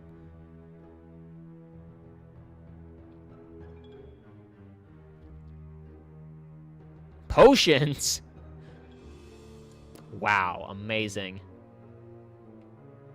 There's a whole other way down back over here. Hold on a second before I head back that way. Is there anything else hiding over here? I don't think so, but worth checking. Damn, if that Gorgara hadn't attacked us and pulled us off the wall, we wouldn't have gotten anywhere. We would have gone nowhere fast.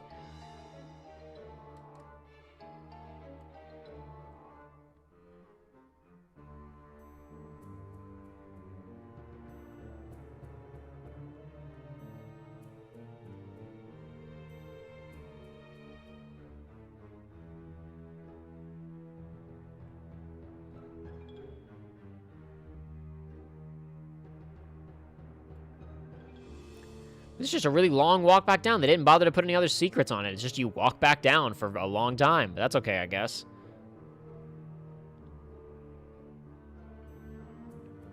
I guess I'm supposed to jump here. Let's go. Da-dum, da-dum, dum. Yeah, Buzz Lightyear to the rescue. Buzz Lightyear looking ass.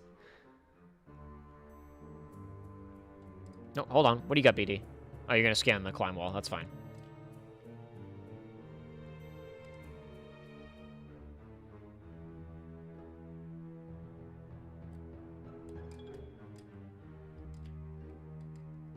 Well, you know what? I didn't die. That's what's important. I didn't kill myself doing that. That's what's important.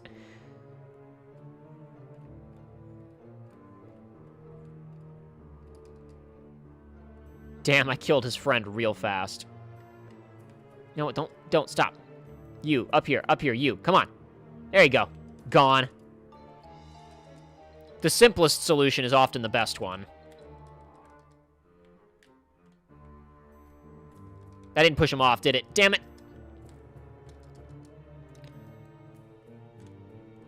Stop. Stop. Yeah. Well, I got through that cleaner than Joey did. Wasn't exactly an impressive display. Wouldn't exactly pat myself on the back for it. But it was better than nothing, I guess.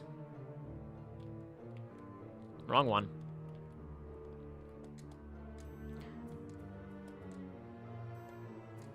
Yipes! Alright, there we go. Good life motto. I didn't die. That's what's important. I couldn't agree more. Could not agree more. Not dying is what's ultimately the most important in life. Not dying is what separates the winners from the losers. I like people who don't get cancer. I like winners. I like winners.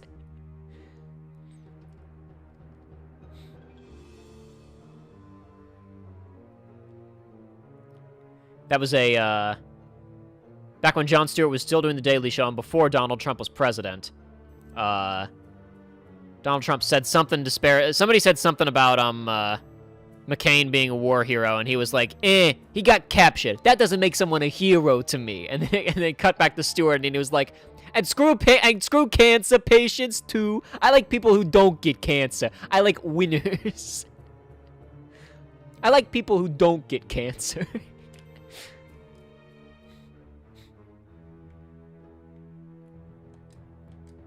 Oh, Jon Stewart. It's your life. You do what you want to do. I'm not going to say you shouldn't have left us, because Lord knows you gave us enough. Yeah, see, that totally was not there before, because it's not actually attached to the bridge. It was just dangling from under here. So yeah, that was not spawned in, because otherwise you could have jumped onto it before. All right. Boom, boom, boom, boom. That's a pretty significant design flaw in their drawbridge. You'd think they would have cut that vine by now.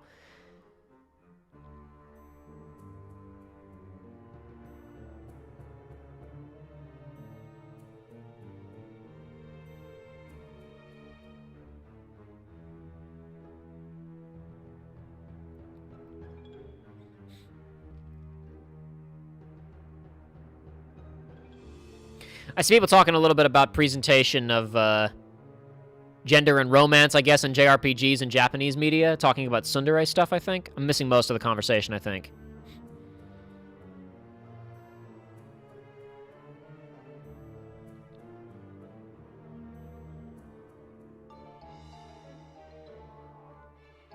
Someone said, I have no idea what's going on this planet. Everything on this planet looks exactly the same. Well, it's a good thing that I have a very good sense of direction. I just assumed, because I saw when the bird picked me up and lifted me up, I saw a very brief outcropping that seemed to come out of the mountains, and it had a pick-upable on it, and that's a spot where you come out of the village later. Looks like that.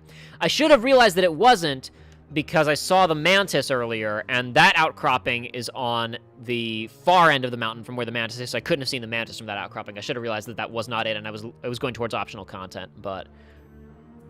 Did we seriously just walk past that chest? We just missed that chest on the plate. We just didn't turn left. Freaking dumbasses. Well done, Jacob, Joey, and Joshua of the past. Something that really bothers me about, I started playing Bravely Default a little while ago, and I need to get back into it. And you're hopefully going to hear me talk about Bravely Default some more in the near future here on the channel. How do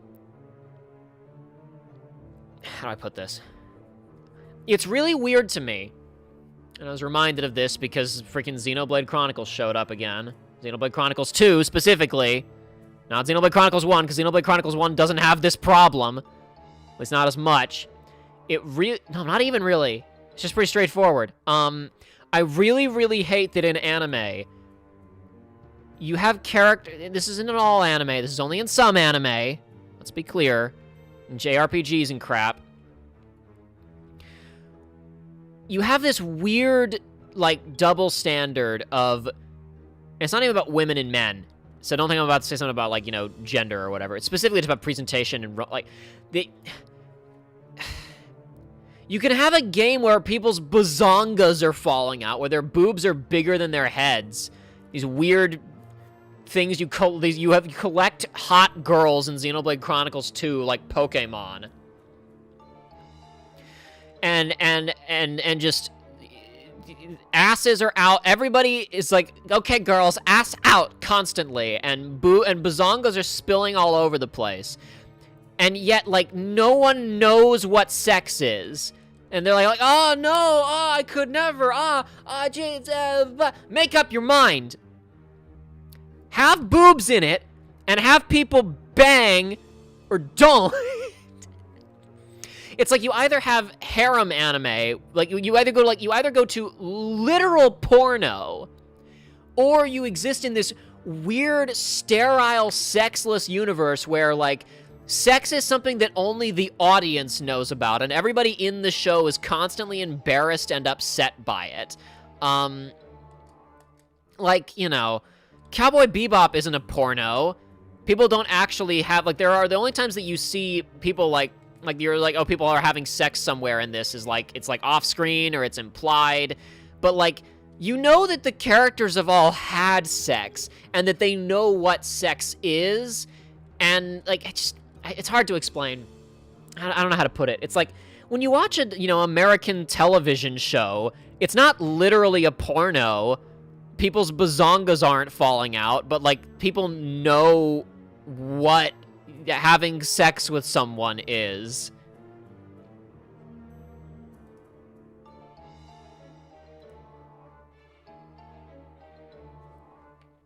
I wish that, like, it was not, it was, as odd as this is gonna sound, because it's still kind of part of the problem, it was nice to play, Bravely Default, and Ring a Bell is, like, constantly being like, where the ladies at? Where the ladies at? I'm sure I can find some cuties around here somewhere.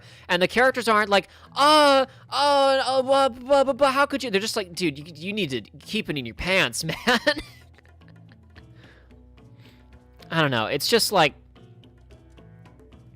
it's really weird to me that so many anime, like, skirt the line of what is acceptable to present on TV, and yet they're, like, incredibly prudish.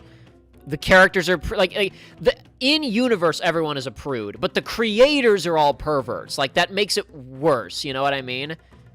I'm not literally saying that I want to see makeout sessions, or, like, because I don't want to watch porn, but, like, you know, I know that, like, you know, when you watch a, you know, how do I put this? When you watch a movie or a TV show, like, you don't literally have to see a sex scene to know that people are sleeping together, you know? It's just odd that in so much of anime and JRPGs, like, you don't get there. The fact that, like, honestly, it's really kind of wild to me that in Final Fantasy IV, one of the first things that happens is Rosa just straight up says, that's not the Cecil that I love. You Cecil, I love you, blah, blah, blah. I'm coming to your room tonight, right? Like, it's like, oh, these two are probably sleeping together, like, right off the bat. And I really appreciate that. And it's Final Fantasy VII Remake especially gives off this feeling from, like, minute one of, like, Cloud and Tifa both kind of want to tear each other's clothes off, but they know that that's really not a polite thing to do when you haven't seen somebody in a few years.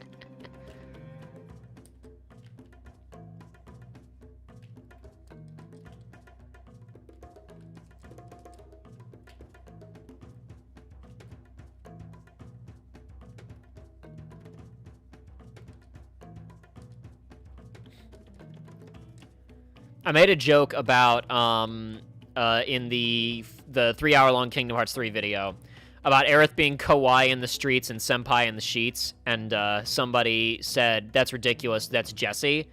No, Jessie ain't kawaii nothing. Jessie's making bedroom eyes all day long.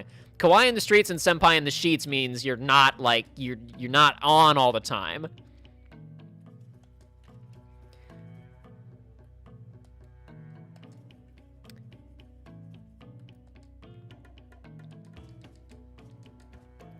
Jessie is bored. Jessie literally says, I have a proposition for you at one point, and I don't think that the word choice is unintentional.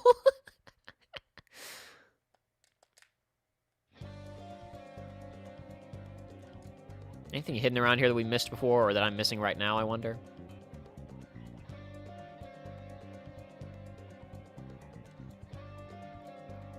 I don't know. It's just like, you know, when Jessie like when Jessie tries to go in and get a taste of Cloud after the mission to go get the blasting jelly, or blasting agent.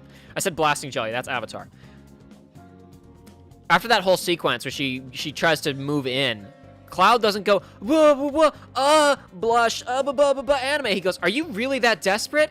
Like, he's like, I can't believe that this woman, I met her like 48 hours ago, and she's trying to move in this fast. I don't even know her. This is really, like, come on, have a little respect for yourself.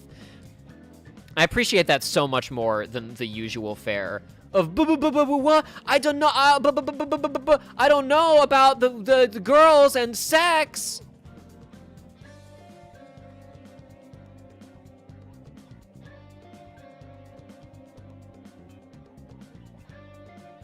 Maybe that's another reason why I like Persona. There are moments like those, but not too much. Like, there are moments of embarrassedness, of, like, you know, of prudishness, but, like, it's not universal. There's also just a lot of just general, like, yeah, this is a game about kids who are figuring out, in some cases, literally figuring out their own sexuality. So, like, there are gonna be these aspects in the story, and they're not played for, like, cheap embarrassment or whatever. Like, you know, Risei's shadow form is a serious thing. It's not like shock, gross out humor or whatever. Same goes for kanjis. Some people may think that, like, may feel that way, and I guess I can't tell them that they're wrong, but I don't feel that way about kanji. Like, I feel like the game's treating that seriously. It's that the shadows are trying to screw with the other self. So yeah, they're being over the top and obnoxious, but, like, that's kind of the point. I don't know. Difficult to explain. I'm not explaining myself well at all. There's another face of evil.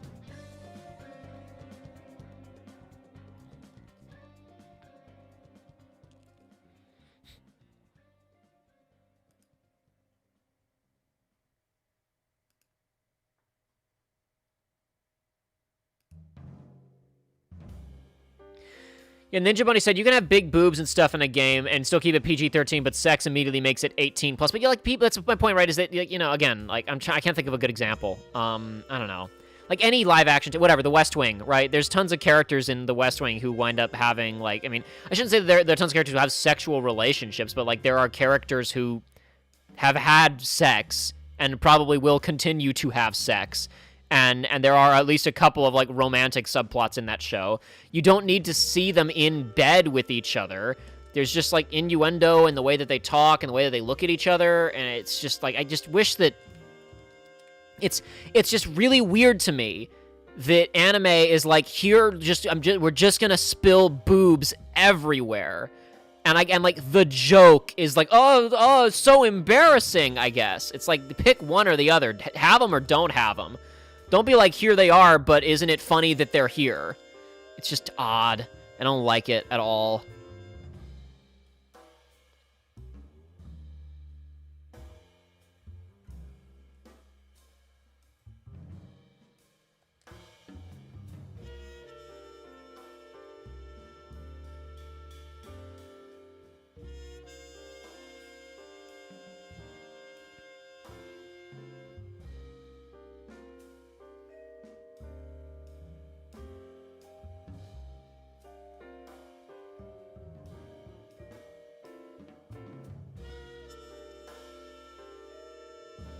Onimax, but also by Jacob, by the way, you just reminded me of Squall gets hit on Quistis hard and then tells her to go and take a walk. FF8 is not that bad, actually, because, like, there are, like, Squall isn't embarrassed. He's just, like, completely uninterested. There are absolutely characters in FF8 who are like, please, the freaking... The meme of the girl, and then the guy facing away. No, please have sex with me. No, right? That's the whole first 2 discs of Final Fantasy VIII.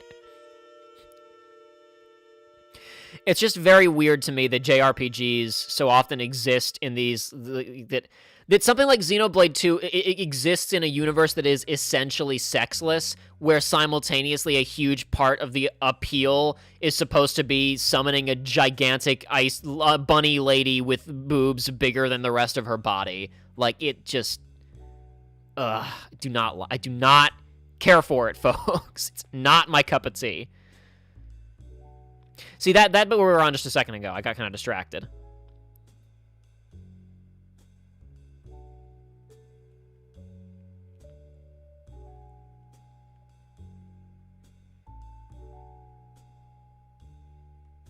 Euphoria is the name of an HBO series. Somebody's trying to bring up Euphoria. I think you were talking about the HBO series. It's HBO, right? Something like that? I think it's HBO. It's about teens and drug use and sexual experimentation. It's a very, very hardcore what teens get up to when nobody is looking. If they're in and getting mixed up in bad stuff type series. This is where I thought that the bird was coming up to, was this outcropping here. I realize now that's silly because it's looking directly towards the mantis and overlooking the starting area. So I should have realized that wasn't it. But that was what I thought I was going. That was when I was saying, am I sequence breaking? I thought that I was climbing up to this little precipice. That's what I was talking about earlier.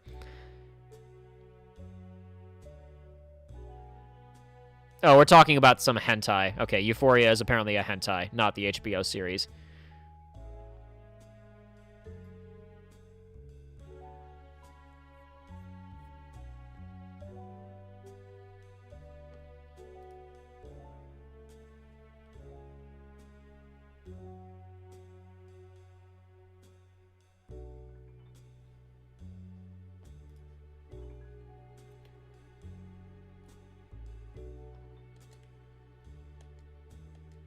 That was a lot of talk about sex.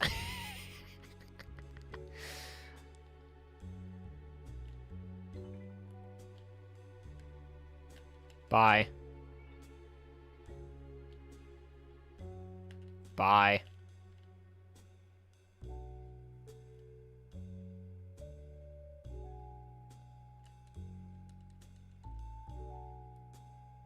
Ah, well. Actually, yeah, no, hold on. I'm gonna guess. I can do that cleaner. I can go ahead and heal up anyway. I was already short a stim or two anyway, so might as well just get the rest of it back.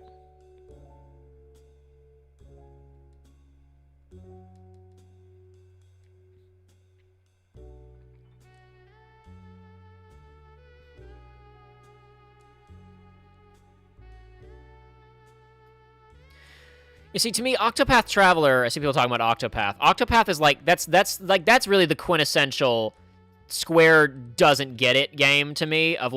I was talking about this during the Nintendo Direct stream for anybody who was in there for that. I apologize, some of this is going to be redundant, but it's like look, see, we made a retro game. No, you didn't. You made this really... honestly, guys, I think that Bravely Default is super... not Bravely Default. I think Octopath Traveler is super ugly. I do not like how that game looks at all. Maybe that's a controversial take, but it's like, it's just so distracting. You've got like this pixel art style. You can't see anything because it's just constantly overcome with bloom and reflection effects off of water and reflection effects off of things that should not have reflection effects. It's just, I think that game is super ugly. I don't know, not ugly. It needs to calm down. Like the sprite work is fine, and like I like the way that they kind of do like scaling perspectives to make the environment feel like 3D. Like that kind of stuff is cute, but like the way that the lighting effects work is such a massive detriment to that game, I think, honestly. Like looking at that footage of Triangle Strategy where they're on the bridge. Come on, Cal. Oh my god. Dude, are you serious? Oh my god. Are you gonna send me all the way back down here, you son of a bitch? Can I somehow, like, force my way to respawn at the checkpoint? I will, like, die, of course. What am I talking about? Die. Die. What can I do to prove to you that I'm human? Die.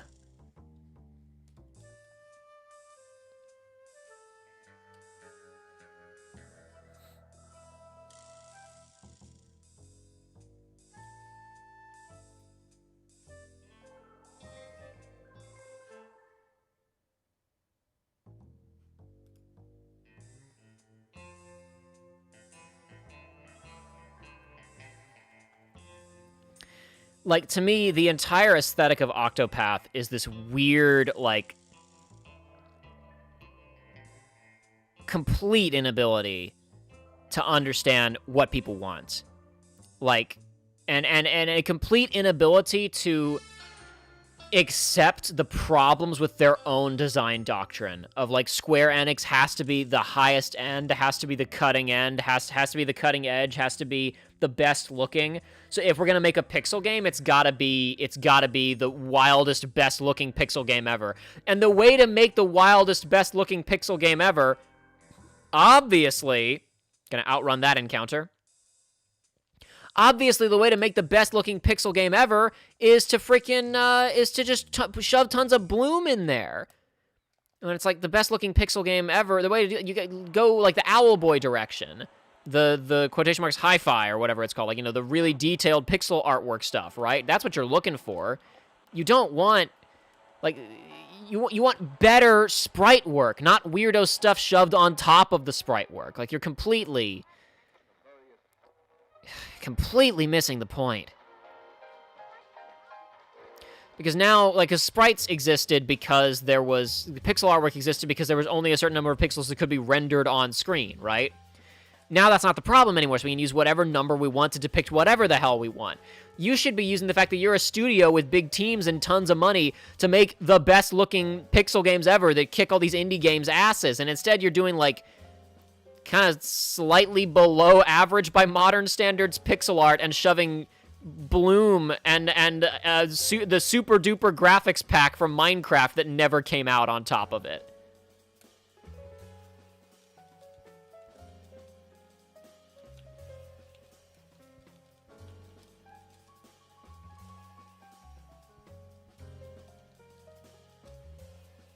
Kicking this guy's ass too.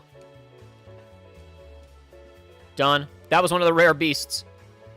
Get him out of here! Alright, now we're kind of approaching gameplay spoilers for the game, technically. This is an area you won't see until the next episode, but that's fine. We're not getting any narrative spoilers, so I don't care very much.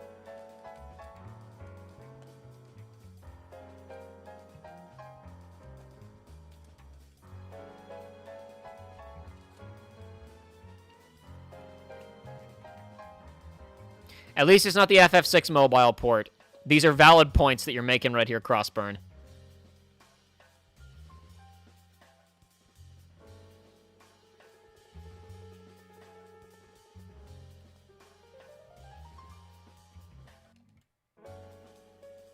I discovered that wall is not covered during the playthrough. Or I guess we discovered. That wall is not covered because you can get wall banged through it really easily. And also, all these hanging things here release the Zambambos, but I already knew about that trap. And I'm still gonna die anyway.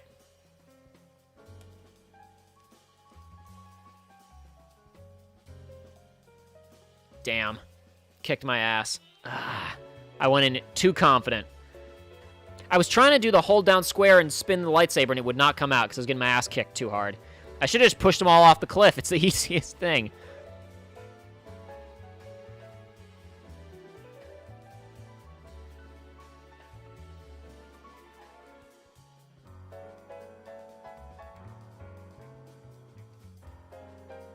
Yeah, the Legend 27, there is no relationship building for the characters. All the 8 characters in Octopath have their own short story, and there are very occasionally vignettes where the characters talk to each other. There's no... Exactly, it's like, they were like, oh, dude, people want pixel art and big parties. But we don't want to waste the time writing the big story where all these characters interact with each other, so let's just write a story where some of them give a story. We'll write 8 different stories, that'll be easier. You know, the reason that people want the old game Square is because they remember the relationships. You know why people like Locke and Celeste? It's because of the relationship between Locke and Celeste. You know why people like Cloud and Tifa and Aerith? It's because of the relationship that Cloud has with Tifa and the relationship he has with Aerith. And it looks like in Remake, the relationship the other character's going to have too. That's one of the other big benefits of Remake, is that with the obvious limitations of how the original game was presented, where a lot of the party members just spend time in your pocket, and when they aren't in your pocket, you only have 2 of them with you at a time, unless it's a major story event. That meant that usually you only had 2... In any given cutscene, it would be Cloud and 2 other party members, and you don't necessarily know who. Which meant, basically, that the NPC had to have the same dialogue, Cloud had to have the same dialogue, and then the other 2 characters just got to have, like, incidental comments about what was going on, or say the same thing that every other character would say, which with slightly different flavor, right? So you really did not get a solid mix of kind of who all these people are. All right, we're going to do this fight legit, boys and girls. By that, I mean, we're going to jump over here and die. I was going to try and take a shortcut. Crap, that wasn't where I... Why did it start me standing there? Okay, hold on. That was a bit strange. I didn't like that. I thought it would start me at the top of the stairs. That was really bizarre.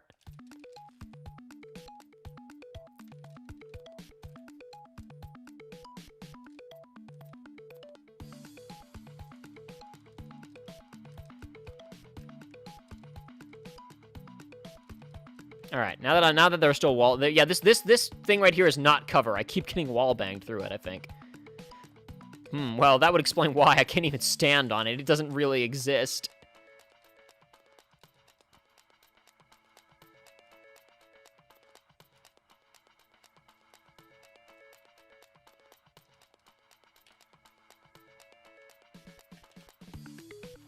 Yikes. Enough of that tomfoolery. Moving on.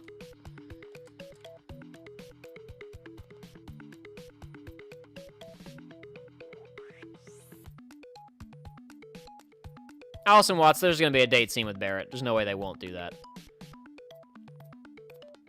They know what people... They have... As someone who has consistently made jokes about... And I was just talking about how Square has no idea what the people want... it is shocking to me how firm of a grip they have on the pulse of what people want with Final Fantasy VII Remake. Some people are going to say, but Jacob, the ending, F off. Everything other than the ending is, like, exactly, like, I can't believe how tight it is on, like, and some people complain, like, too much, like, Jesse, all the Jesse Biggs Wedge stuff is inflated, blah, blah, blah, whatever. Like, it's so good. People are really cynical about a lot of that stuff and saying, like, a lot of that was just done because they knew they weren't going to be able to get to certain emotional beats until the next part of the remake, so they tried to force it into here. I think it's just appropriate. I think it's appropriate that you spend more time with certain aspects of the story in Midgar so you can care more about the aspects of the story of Midgar. I really, really love FF7 Remake, dude. It's really good. It's a very, very good game.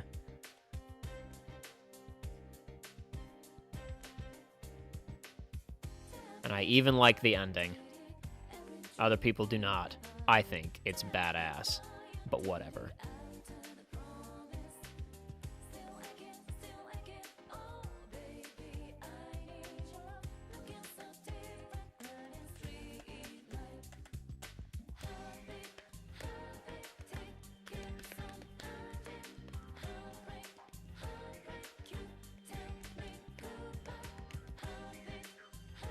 Not a Friendly Name says, I can't wait to ride the dolphin. We will ride that damn dolphin. I don't know how they're going to do it, but somehow Cloud will get on the back of a dolphin.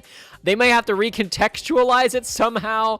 It may be... Because, like, the stuff like, like the Honeybee Inn essentially is a completely different thing now because, like, the original thing was pretty freaky. But, number one... Now, number one, there's the fact that it's a little homophobic. Number two, even if you take that aspect of it out, there's some pretty gross stuff that seems to be going on there. But like they took everything that was like important about like what that was supposed to feel like for the most part, other than it being really gross, and like they made it not like they, I don't know how to put it. They preserved the weirdness. They made something really weird and wacky and memorable happen. I think that's really the more important thing, honestly, is that Wall Market in general was just like this really weird, memorable sequence that stuck out in people's brains, and they made it weird and memorable by introducing new weird and memorable stuff, like a new boss fight that wasn't in the original game, new version of Honeybee Inn, etc. I don't know how the Mr. Dolphin segment's going to work, but Priscilla will be there. We will perform CPR on her, and somehow this will link into a ride on a dolphin. I don't know how yet, but it'll happen.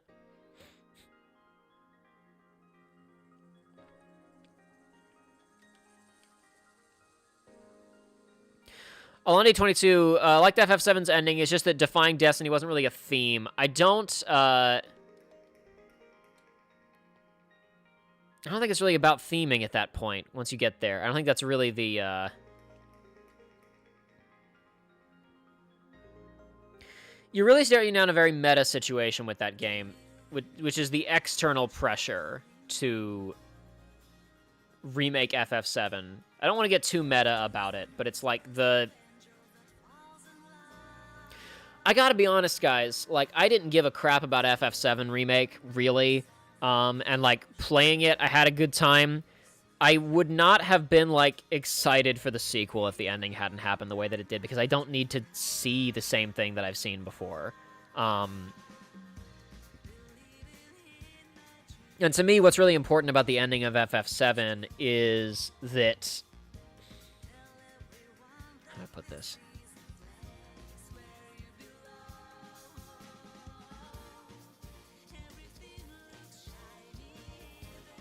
I shouldn't try to launch into this conversation right now. It's very hard to talk about. What is wrong with my webcam? Like, just so you guys know, I'm not doing this. This thing likes to go out of focus on its own. I can't do anything about it.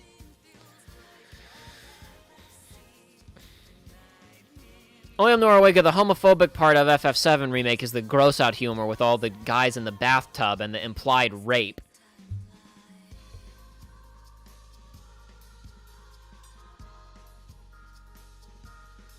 There are 2 scenarios for Honeybee Inn.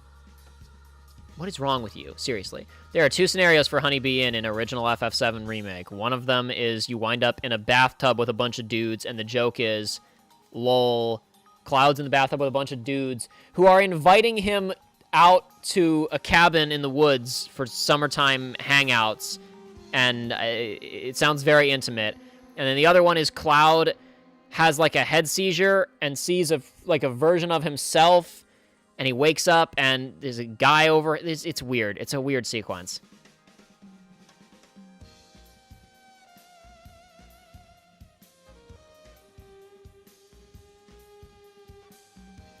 Why? Why?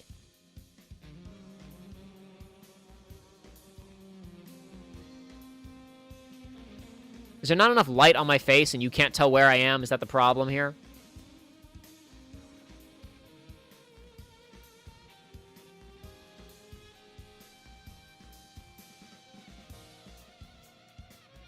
That's very bright. It's very, very bright. I don't like how bright that is, but whatever. Maybe that'll stop it from happening. Maybe it can acquire my face now. Acquire the sire, as they say.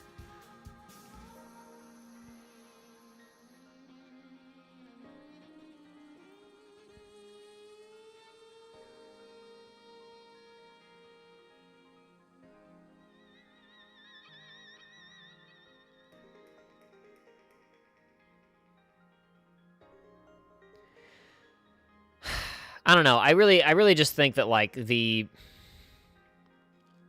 think it's really interesting what they're attempting to do in the first place. And for another thing, a lot of people have talked about that, boy, howdy, the ending of FF7 Remake, isn't this going to make every other ending anticlimactic because we've already done this? And it's like, I think I talked about this in a Battlefront stream, and maybe I should warn people about spoilers because I'm about to be vague about FF7 stuff, but it's like, I don't know, I'm increasingly not caring about spoilers for FF7 Remake. There's some people who still don't know, so I gotta be careful. But, like,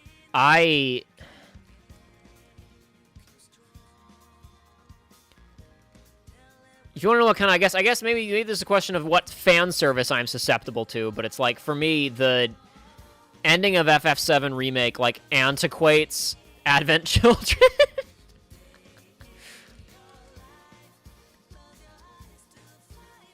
People say that it's, like, gratuitous fan service or whatever, but it's really not, because it's, like, it's not even repeating something we've done before. It's like, people think that they've done it in their brains, but we haven't before. You fight Sephiroth at the ending of Final Fantasy VII Remake. There's never been a canon boss fight against Sephiroth as Cloud Strife. The only games where you can fight Sephiroth as Cloud Strife are Irgez, God Bless the Ring, and Dissidia 1 and Dissidia 2. I guess Dissidia NT as well, if that game exists.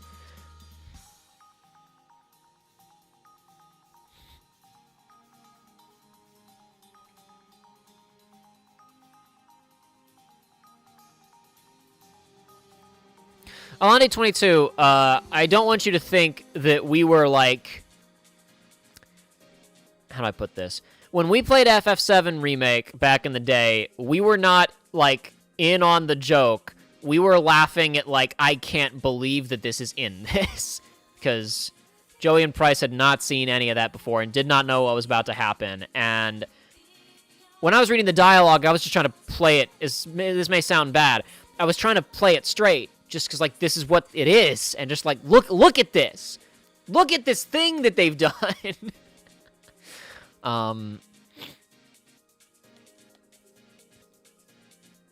But no, we were not, like, we were not laughing along with the game during that sequence, I don't think. But, I mean, that was, like, what, 6 years ago now? And I don't know what was going on in their brains, and I don't remember what was going on in my brain. I'm only guesstimating. I don't think that I ever found that sequence, like, legitimately haha raffle funny. Crossburn, no, that's the trick, right? Is everybody's like, oh no, fighting Sephiroth at the ending of part 1, isn't that it's the only way to do this is talking about spoilers. This is more spoilers for Final Fantasy VII Original than it is for Remake, but if you're concerned about spoilers for Final Fantasy VII, mute the stream for the next, like, 30 seconds while I'm holding up the box of Final Fantasy VII Remake, okay? Alright, get ready. I'm about to start spoiling things. Starting now.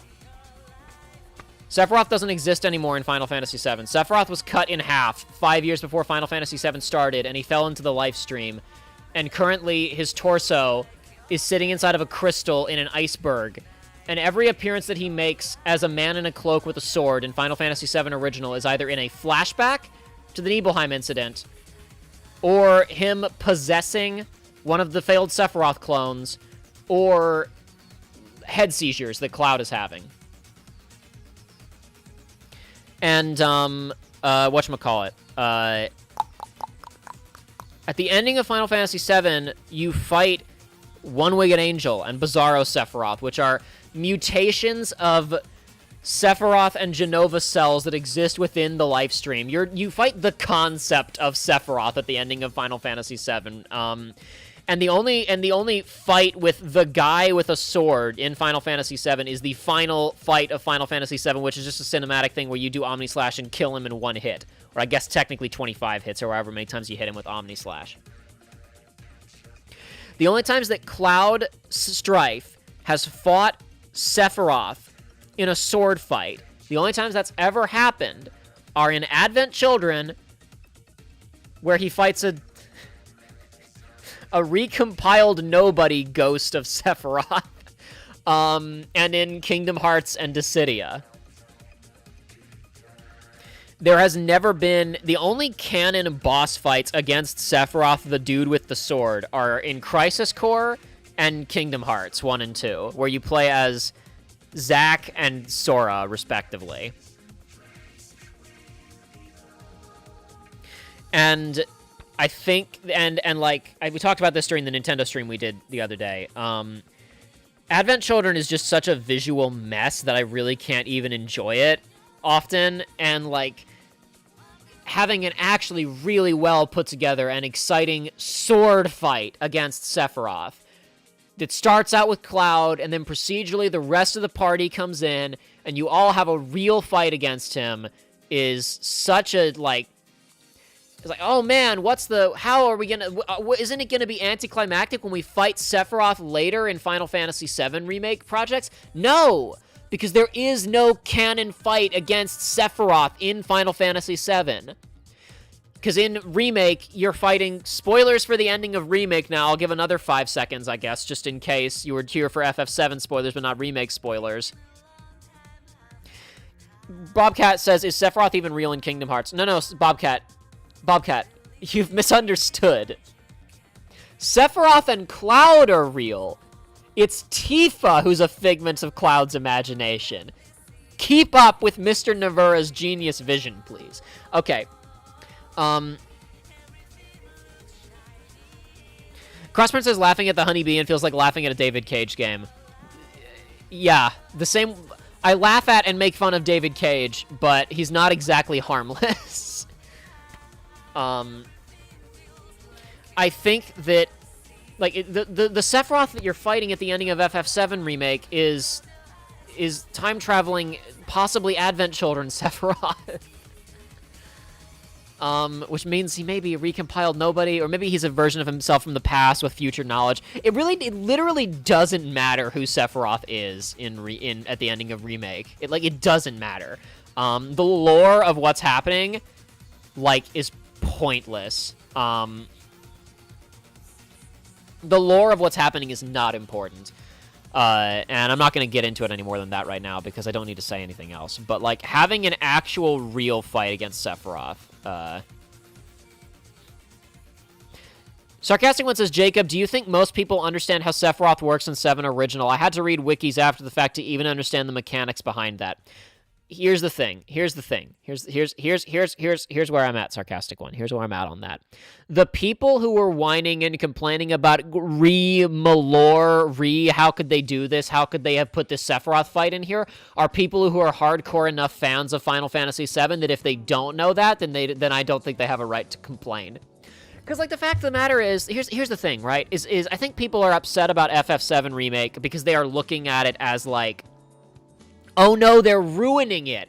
This is the remake. This is the one people are going to play from now on, right? This is the ending of the FF7 legacy, is this game. And people are going to play it, and they're not going to understand it because the ending is crazy, right? Okay, I don't know how many reviews you've read or watched by people who are not familiar with FF7 Original. I have seen so many people be like, I've tried to play Final Fantasies before, I never gotten into them. Remake was the first Final Fantasy game that I finished. Angry Joe, who has been trying to get into Final Fantasy for years, and he was like, I was really excited to play 13, and it sucked. I really wanted to play 15, and I didn't even finish with it because it was fine, but I was bored. Beat this. Anybody who knows Angry Joe, you really need to think about what's been accomplished with this game, okay? Angry Joe played Final Fantasy VII Remake and liked it so much that he immediately turned around and bought the original and played and beat it. This game is genius, because anybody who hasn't played Final Fantasy VII before is going to play this and either get to the halfway point and say, this is too anime and too a JRPG and it sucks anyway, right? The fact of the matter is, no one who has never played Final Fantasy VII before is going to enjoy everything up to the last 2 hours and then go, never mind, I hate it, right?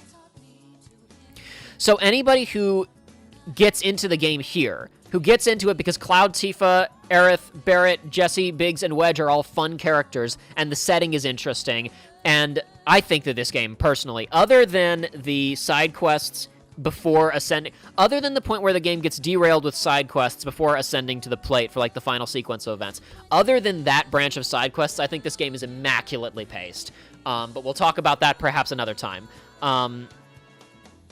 That gap for side quests doesn't bother me. And thankfully, it's optional, but I will admit that stopping there is a problem. If it messes with the pacing, unless you can perform the mental gymnastics of it's a video game, pretend that you're pausing the story for a few minutes. Like,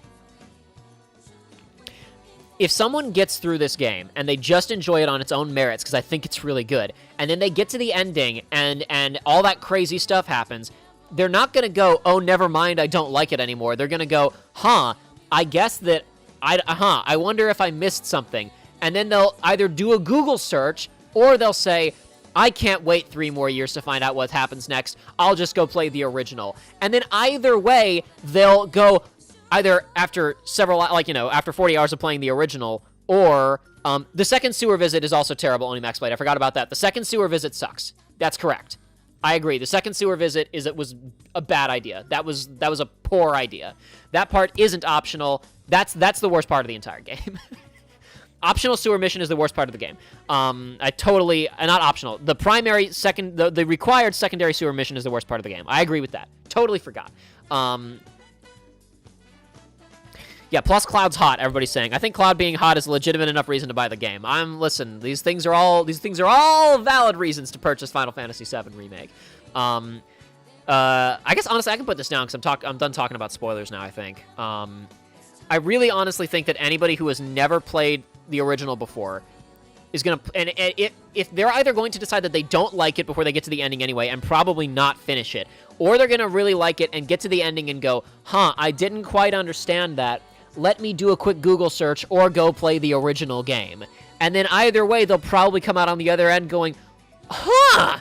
And if they did the Google search, they'll probably just go buy the original game anyway. Also, because somebody said earlier, I love that you just have that on hand. I don't have it on hand.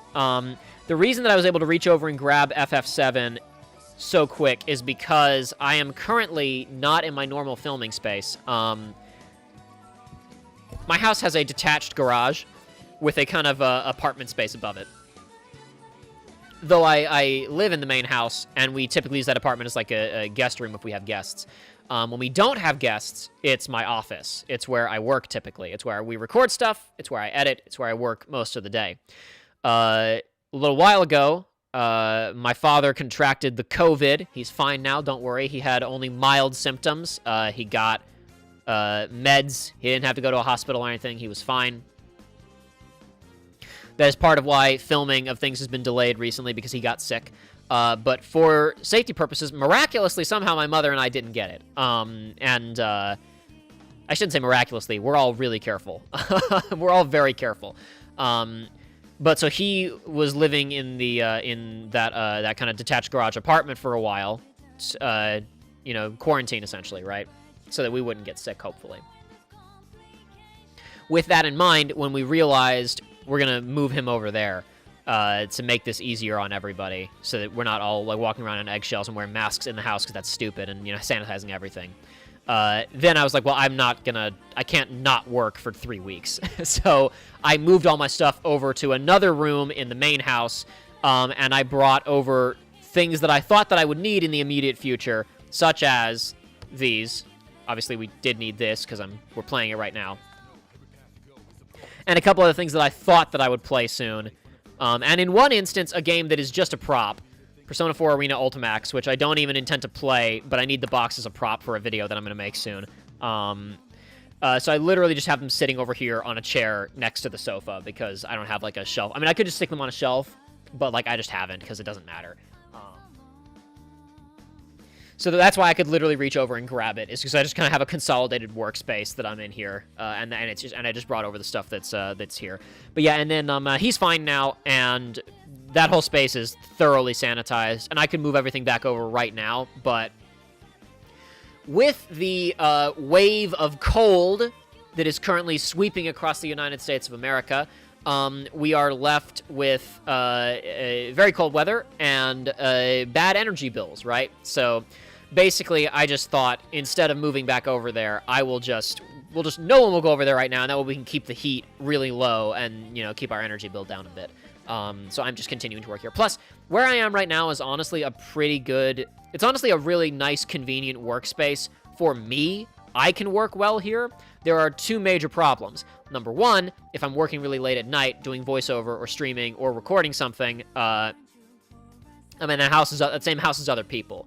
So I'm a bit of a, you know, other people may be trying to sleep, right? The other problem is that this space is not good for filming with other people, for filming with Joey or Aiden locally, right? Of course, recently, somebody in my house had COVID-19, so nobody was going to be over here anyway. So that's kind of what the situation is with that. I'm currently set up in kind of the main house with a setup that's very good for me solo. To the extent that right now I may not even move everything back over when we shoot, when we go back to finishing Uncharted 2. I might just move like the minimum of what I need to shoot that with, to finish that with Aiden and Joey. If you weren't in the Nintendo playthrough, surprise, Aiden's in the Uncharted 2 LP. Because I don't imagine we're doing a lot of local filming. Other than finishing Uncharted 2, I don't imagine we're going to be doing a lot of filming of LPs in person for a little while anyway. I'm not exactly sure.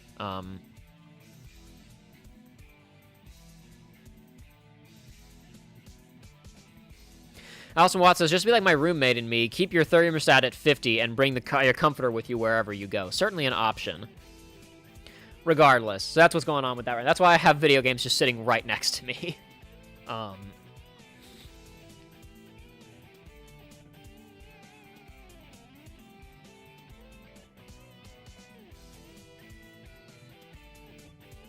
When you brought when the Jedi Fallen Order box over, I thought it was Days Gone. I thought you were revealing the next LP. No way. I'm never gonna play that.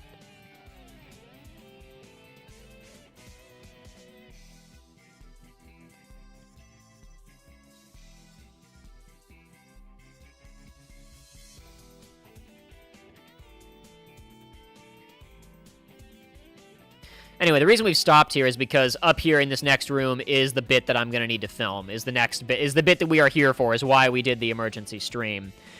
And unfortunately, I can't record the high-quality footage at the same time as streaming. Plus, by the way, regardless, it's spoilers for the next episode. You know, you might as well wait and watch the next episode of Jedi Fallen Order. So I think we're going to have to stop our business there. I'm going to run back to the save point and back out to main menu, and we can chat for a few minutes. But it's getting late anyway, so we should probably just wrap up soon, huh?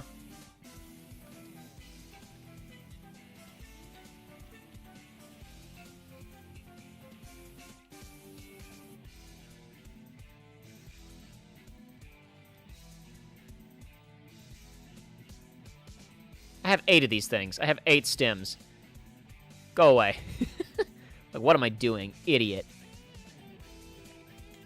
Bye.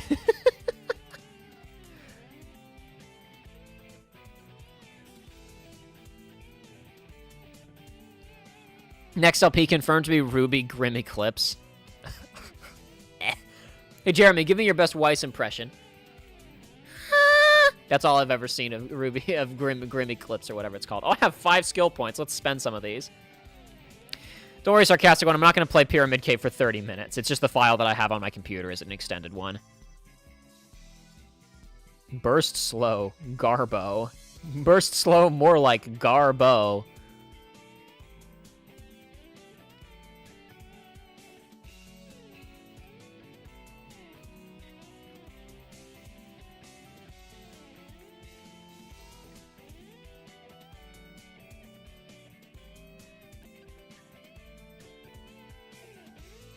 I guess I might as well get the ability to throw a lightsaber. Why not? Boom, boom, boom, boom, boom, boom. Whatever, I guess. Might as well.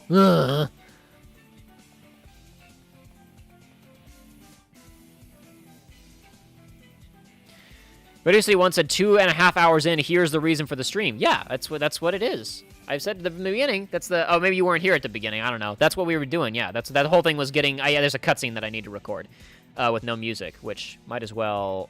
In fact, hold on. Just so I don't forget. Because you can't replay cutscenes in this, and if I screw this up, it's all for naught, because it auto-saves. I might as well go ahead and make sure I've actually adjusted this.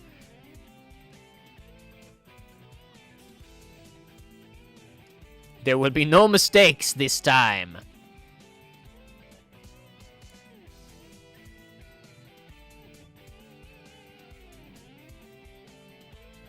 I'm think this game could be fun for challenge runs, you know, like Force only. I think at the beginning you have to, like, you don't, like, the only Force ability you have is slow, right? So you can't kill people with it. You'd have to, I guess once you get the howling push, or whatever it's called, like, once you get because the first push just knocks people over. Once you get the launch them push, and the pick them up pull, then you could start a challenge run, but you'd have to get through the first, like, 2 or 3 planets first to do that.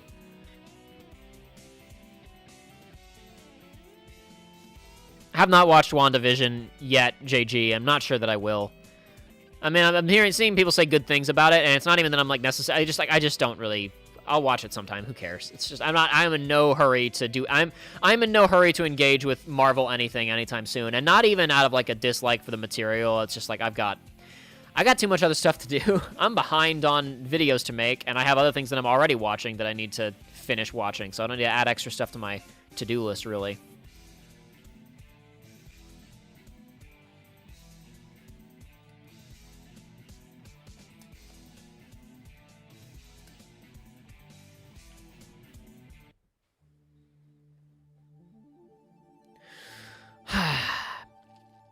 But yeah, I don't know. I really, JG said, I'm a middle school English teacher. One of my students is obsessed with Smash, and I had to explain who Sephiroth is. They were confused. What? Does the kid not know how to Google? Kid not know how to Google? Kid can just literally put his name into the Google and find out. It's not hard. Freaking kids. Freaking young people. There's young... Did you guys know that there are young people in the world? There are people in the world who are younger than me. That upsets me deeply. There are young people, guys. There are people out there who are younger than me. It's just really... It's really deeply upsetting that there are young people out there. I never realized how much I hated young people until I became older.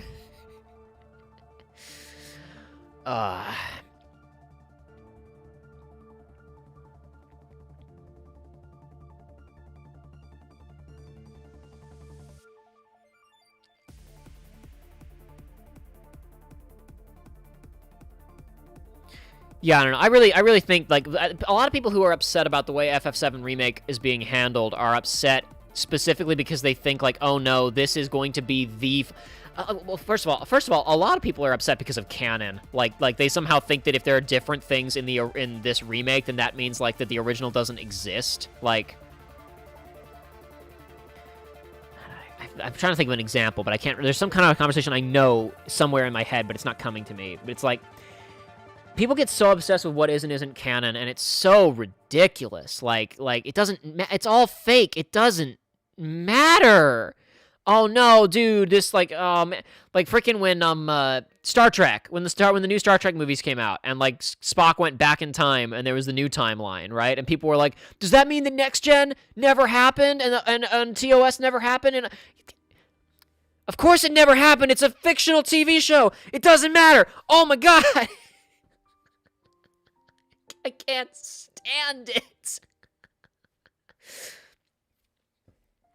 People who are like, oh my god, FF7 Remake, if it's not a perfect one-to-one remake, that's a problem, because now it doesn't... Like people wanted the remake to antiquate the original, I guess? And then when the remake did stuff differently, that means that it doesn't antiquate. Like, it can't possibly replace the original. But they already got it into their brains that it was replacing the original. So when it does something different, that means that it's killed the original. Like, people are literally interpreting FF7 as, like it somehow killed the timeline of original FF7. When in actuality, FF7 Remake goes out of its way to establish that there are alternate timelines. So it literally doesn't... Even by internal universe lore standards, it doesn't matter. But by external universe standards, Final Fantasy VII is a video game for the PlayStation from 1997, and you can play it right now on your PC, PS4, Xbox One, or Nintendo Switch.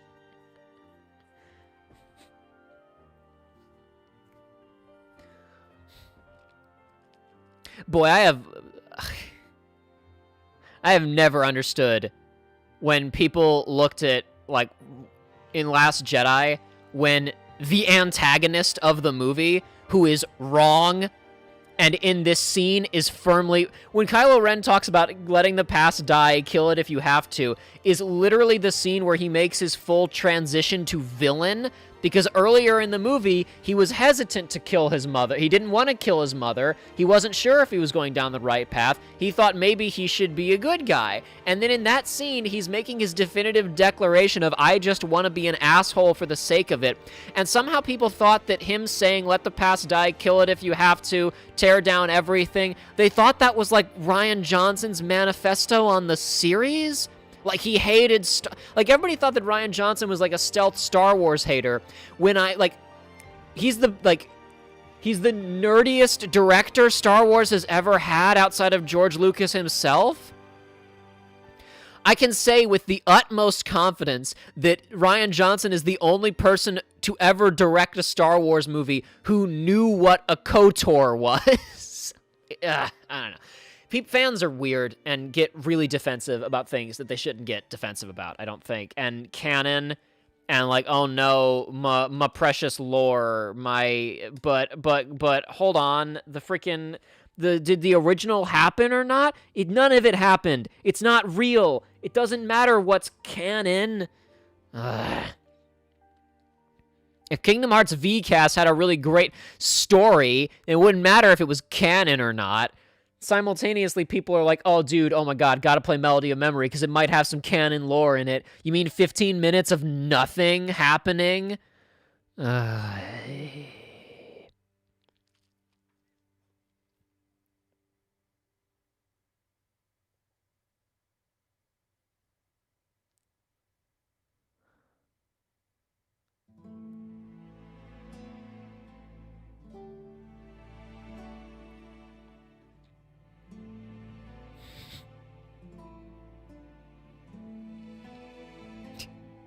And despite remaking 4 3 times, it's never been made into a good game. Oof.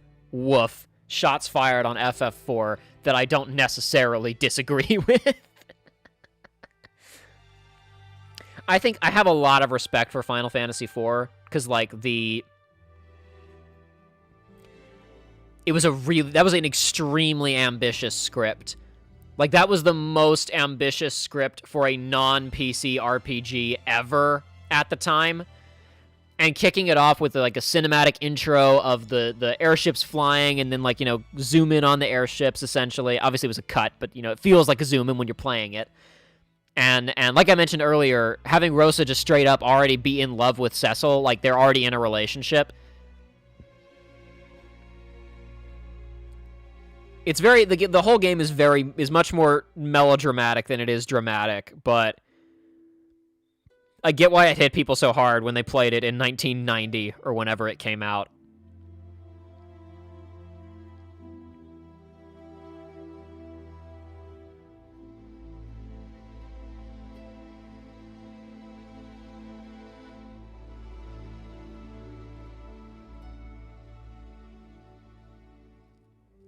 See, Bobcat saying, please no more remakes, just make new games, is exactly why I'm on board, why I was not on board with FF7 Remake, and why I now love it, because it's like, it really does feel, like, quantifiably different. It doesn't antiquate the original, because there are a lot of aspects of even the Midgar sequence that are handled differently in the original. It really does feel like an entirely new beast that is treating the material with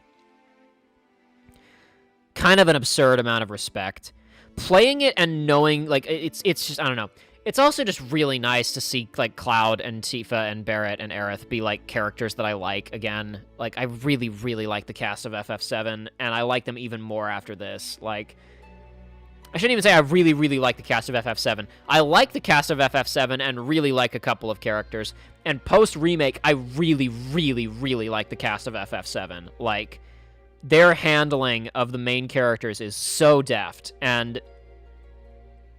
I'm sure some people will think that I'm ridiculous because it's a script full of anime grunts and weird Japanese dialogue, but it's really subtle in terms of the way that it handles a lot of the characterization work. Like, there's tons of stuff that you're not going to catch unless you already know these characters' backstories and where things are going, and it's really fun. It's really well done.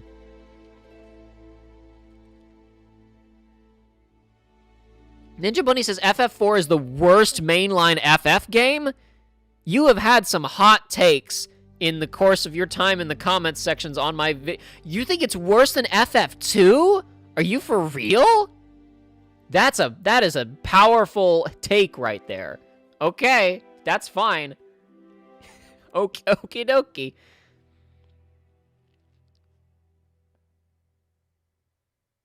Yeah, I don't think Tactics needs to be remade necessarily, Legend 27. I think they should do a resolution bump on War of the Lions and port it to something that isn't the PSP. It's on like iOS or whatever, right? But I'd want to play it with buttons. Is it on PC? Is War of the Lions on PC? I'm not going to look it up right now. Who cares? I like FF2 more. Okay. Okay, whatever you say. That's your prerogative.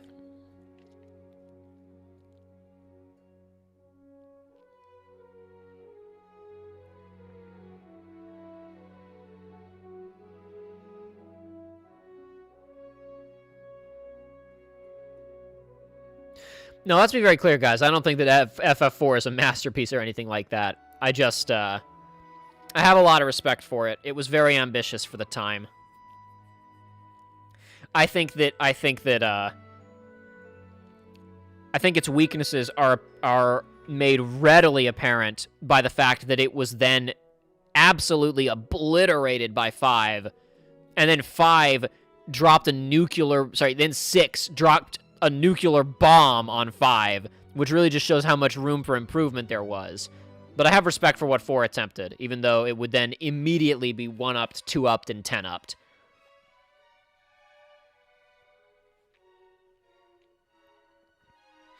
Huge hatred for active time battle. Yeah, that's, you know what? That's fair. I don't care for, I think active time, you guys all know my feelings on active time battle. You guys all know how I feel about that already.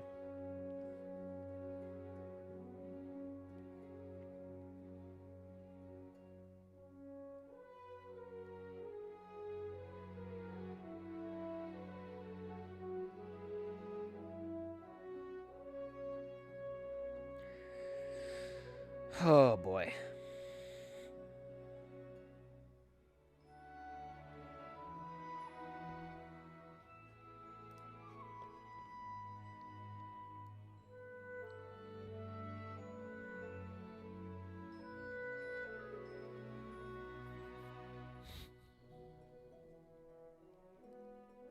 It's just really, I don't dislike 4 at all, really. It's just fun to dunk on.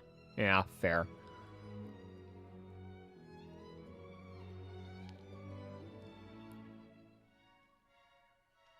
Four tries hard. It doesn't try hard enough, but it tries hard at least.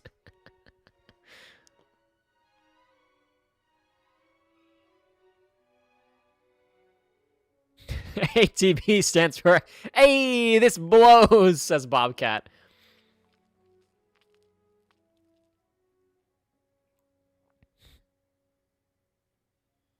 It's kind of stunning how good FF6 is. FF6 and Chrono Trigger, like the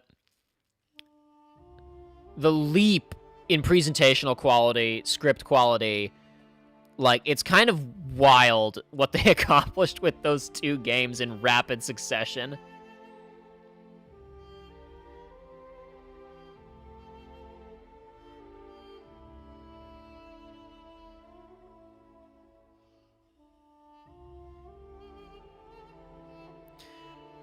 I really like the soundtrack of Uncharted 2. It's quite good. It's not on iTunes or Spotify or like you can't buy it digitally anymore. Like, they took it down. I don't know what happened with it. Because I was gonna get the soundtrack for 1, so I could use it for I could edit stuff to the intro and outro, and it wasn't anywhere. Obviously, I could have downloaded it elsewhere or ripped it off of YouTube. I wound up just using stuff that plays in them because the soundtrack plays in the menus. So I just pulled from there. For 2, I'll be able to pull from the soundtrack because I own it. I haven't played Terra Enigma, no. And I don't know anything about it. I always hear that Terra Enigma is amazing, so I've intentionally never looked at anything related to it, and one of these days I'll play it or watch a playthrough or something. But who knows when, because I got too much to do. We still need to finish playing Gravity Rush, among other things, so, when am I ever gonna play anything, really? When am I ever going to play anything, you guys? There's no time. BLT, bacon, lettuce, tomato. The freaking scene from Trading Places. They're explaining commodities. These are used in bacon, which you could find in a bacon, lettuce, and tomato sandwich.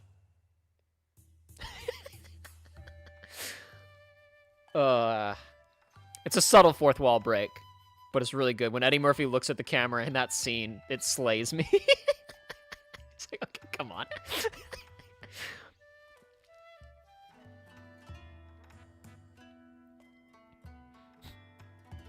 Allison Watts, can you also finish FF9? So we actually, since Joey was in the Nintendo stream the other day, we talked about that a little bit. It's a situation where the time investment, I'm just not sure if we'll do it, because the whole reason we were streaming FF9 in the first place was because I was sitting on like an entire. At that point, I guess I'd done I think I'd done most of the preliminary edit on DDD. But I wound up doing like an entire second pass on DDD, which I don't normally do. But I basically edited that entire LP like 2 to 3 times before it came out. When we were doing 9, it was because I was sitting on DDD, 0.2, and KH3 all unedited. And it was like, number one, I don't want to add stuff to the pile of to produce. And number two was like even like hard drive space. Where the hell would I put it all? Because the files we record for LPs, the raw footage we record is bigger than the files we get from doing, like, OBS streams. And so 9 was literally like a stopgap of what's something we can do on stream for funsies. And we thought maybe we'd be able to beat it, but then it was like, okay, I've got enough progress on Kingdom Hearts. Let's start shooting Sonic, because otherwise when are we going to start it? Because it'd been like a year since we'd started shooting like a proper LP. Not that 9 wasn't a proper LP, but you know what I mean. And right now, I'm really only slightly behind. Uncharted is all edited. Uncharted 1 is all good to go. We've done 2 recording sessions of Uncharted 2, which is most of the game. For anybody who is familiar with Uncharted 2, when we stopped filming, we were in the monastery. There's a puzzle room in the monastery where you reacquire, again, just if anybody's familiar, so you can like literally know exactly where we were. There is a puzzle room where you reacquire a knife that is crucial to the plot, and then you solve a little puzzle by lifting things up and carrying them around. We stopped like in that room, so we only have like I don't know, maybe 4 or 5 hours of the game left. I haven't edited any of it yet, but that's basically the only thing I'm sitting on that's unedited, other than the last, I don't know, like 5-6 hours of Jedi Fallen Order. There's not a ton of it left. So I'm not feeling terribly overwhelmed right now. And I don't anticipate we'll be filming more anytime soon. Like, we'll finish shooting Uncharted 2, probably not even until next month. And then after that, I'm not sure what Joey and I are going to do. I imagine instead of recommitting ourselves to finishing 999, there might be some one-off streams with me and him as we kind of figure out what the next LP is. But we'll probably just start off on the next LP, which we're not sure what. We may do Sonic Adventure 2, but we're not sure yet. We'll do Sonic Adventure 2 and Uncharted 3 eventually, but we're definitely not doing Uncharted 3 after Uncharted 2. We're going to do at least one other game first, and we're not sure if that'll be SA2 or not.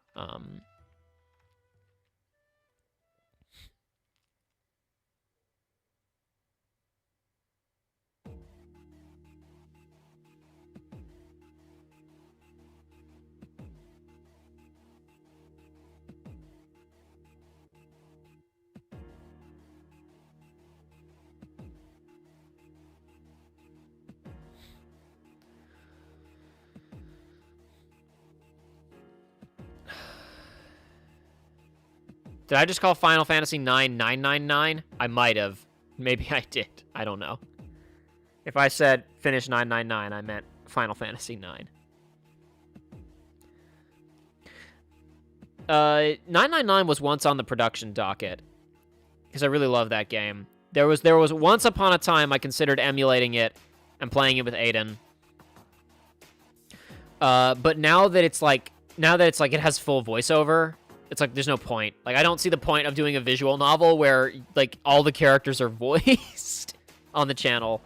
For me, 999 would have been fun specifically because we're voicing all the characters. Like, if it's a visual novel where all the characters talk, then it's like, what are we even going to say during it? I guess we can stop and react to things, but, you know, yeah. Especially since I've already played it. I don't know how much I would have to react to. It'd really be down to whoever the co-host was, be it Aiden or Joey or both or none or whatever. There will never be a Professor Layton game on this channel, Crossburn. I apologize. As much as I love Professor Layton, there will never be a Professor Layton playthrough.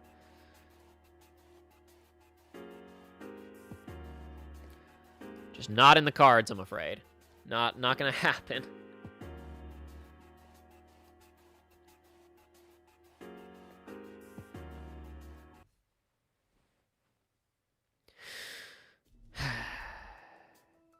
Crossburn says play the DS version of 999. No, not worth it.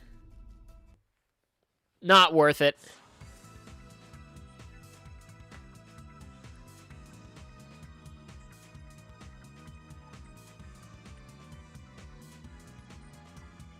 Connection got really bad for a second there.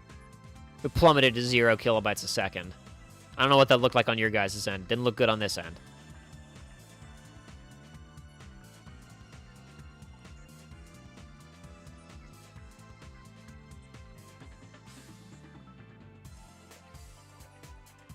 Ninja Bunny says the only visual novel that is actually conducive to playthroughs is Ace Attorney.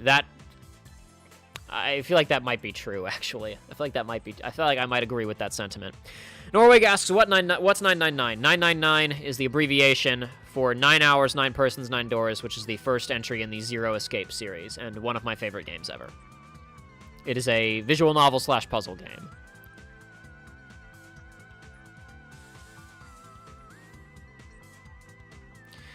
Kokyo says the DS version has a better final puzzle, I reckon, but that's all. Referring to 999, yes. The, 999, 999 has one really major presentation detail that only works on DS. And in, like, the PC / PS, the PC and PS4 ports, like, it gets real messed up. What is going on? You know, honestly, guys, I was going to wrap this up soon anyway, and our connection's getting really wonky, so I think now is probably the time to call it. If only so I can go and figure out what the heck is happening with my internet. Because it's been very odd. We were going to wrap up anyway, so. You played Zero Time Dilemma first, then got 999, not realizing he was in the same series. Oh my god. That must have been very strange. Zero Time Dilemma first. Not even Virtue's Last Reward first. You played Zero Time Dilemma first. That must have been miserable. Oh, boy. It's like Virtue's Last Reward is kind of standalone. Like, you can play it on its own. It has kind of an anti-ending, where it's obviously setting up for a sequel. But, like, when you turn it on, it's just kind of its own thing. And around, like, the 40-hour mark, you might start to go, is this a sequel to something? And then at the end, there's like, oh, this is definitely a sequel to something, and it's setting up another sequel. And then 999 is pretty much standalone, the first game. I can't imagine playing Zero Time Dilemma first. Ninja Bunny said, I like the box art when I saw it at GameStop. Hey, Zero Time Dilemma has cool box art. I like the box art for Zero Time Dilemma.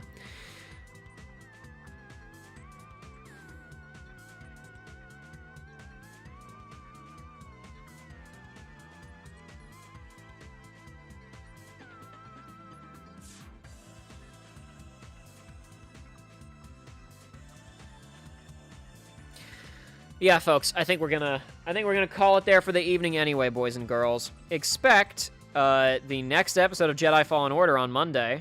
We'll actually see some progress, and after that, I don't imagine the playthrough will have any cause to stop. Maybe we'll have another musical cue incident like this that I'll have to try and fix. That'll be the worst case scenario, is if there's another copyrighted music incident with Jedi. I've only cut and uploaded up to 21, so 21 was fine. Episode 21 was fine, but there's probably going to be like 26 episodes total. So who knows what happens later. Yeah, Jedi will hopefully be back next week. And the only interruption will be to conclude Uncharted 1. After Uncharted 1 is done, then it will just be Jedi, probably until Jedi is finished, and then hopefully Uncharted 2 will start. I may drop into stream a couple of times. We may try to finish up Gravity Rush. I don't know if that'll happen because, frankly, I have other things to do. But, oh well. Let's see. How shall I play us out this evening? How shall I play us out?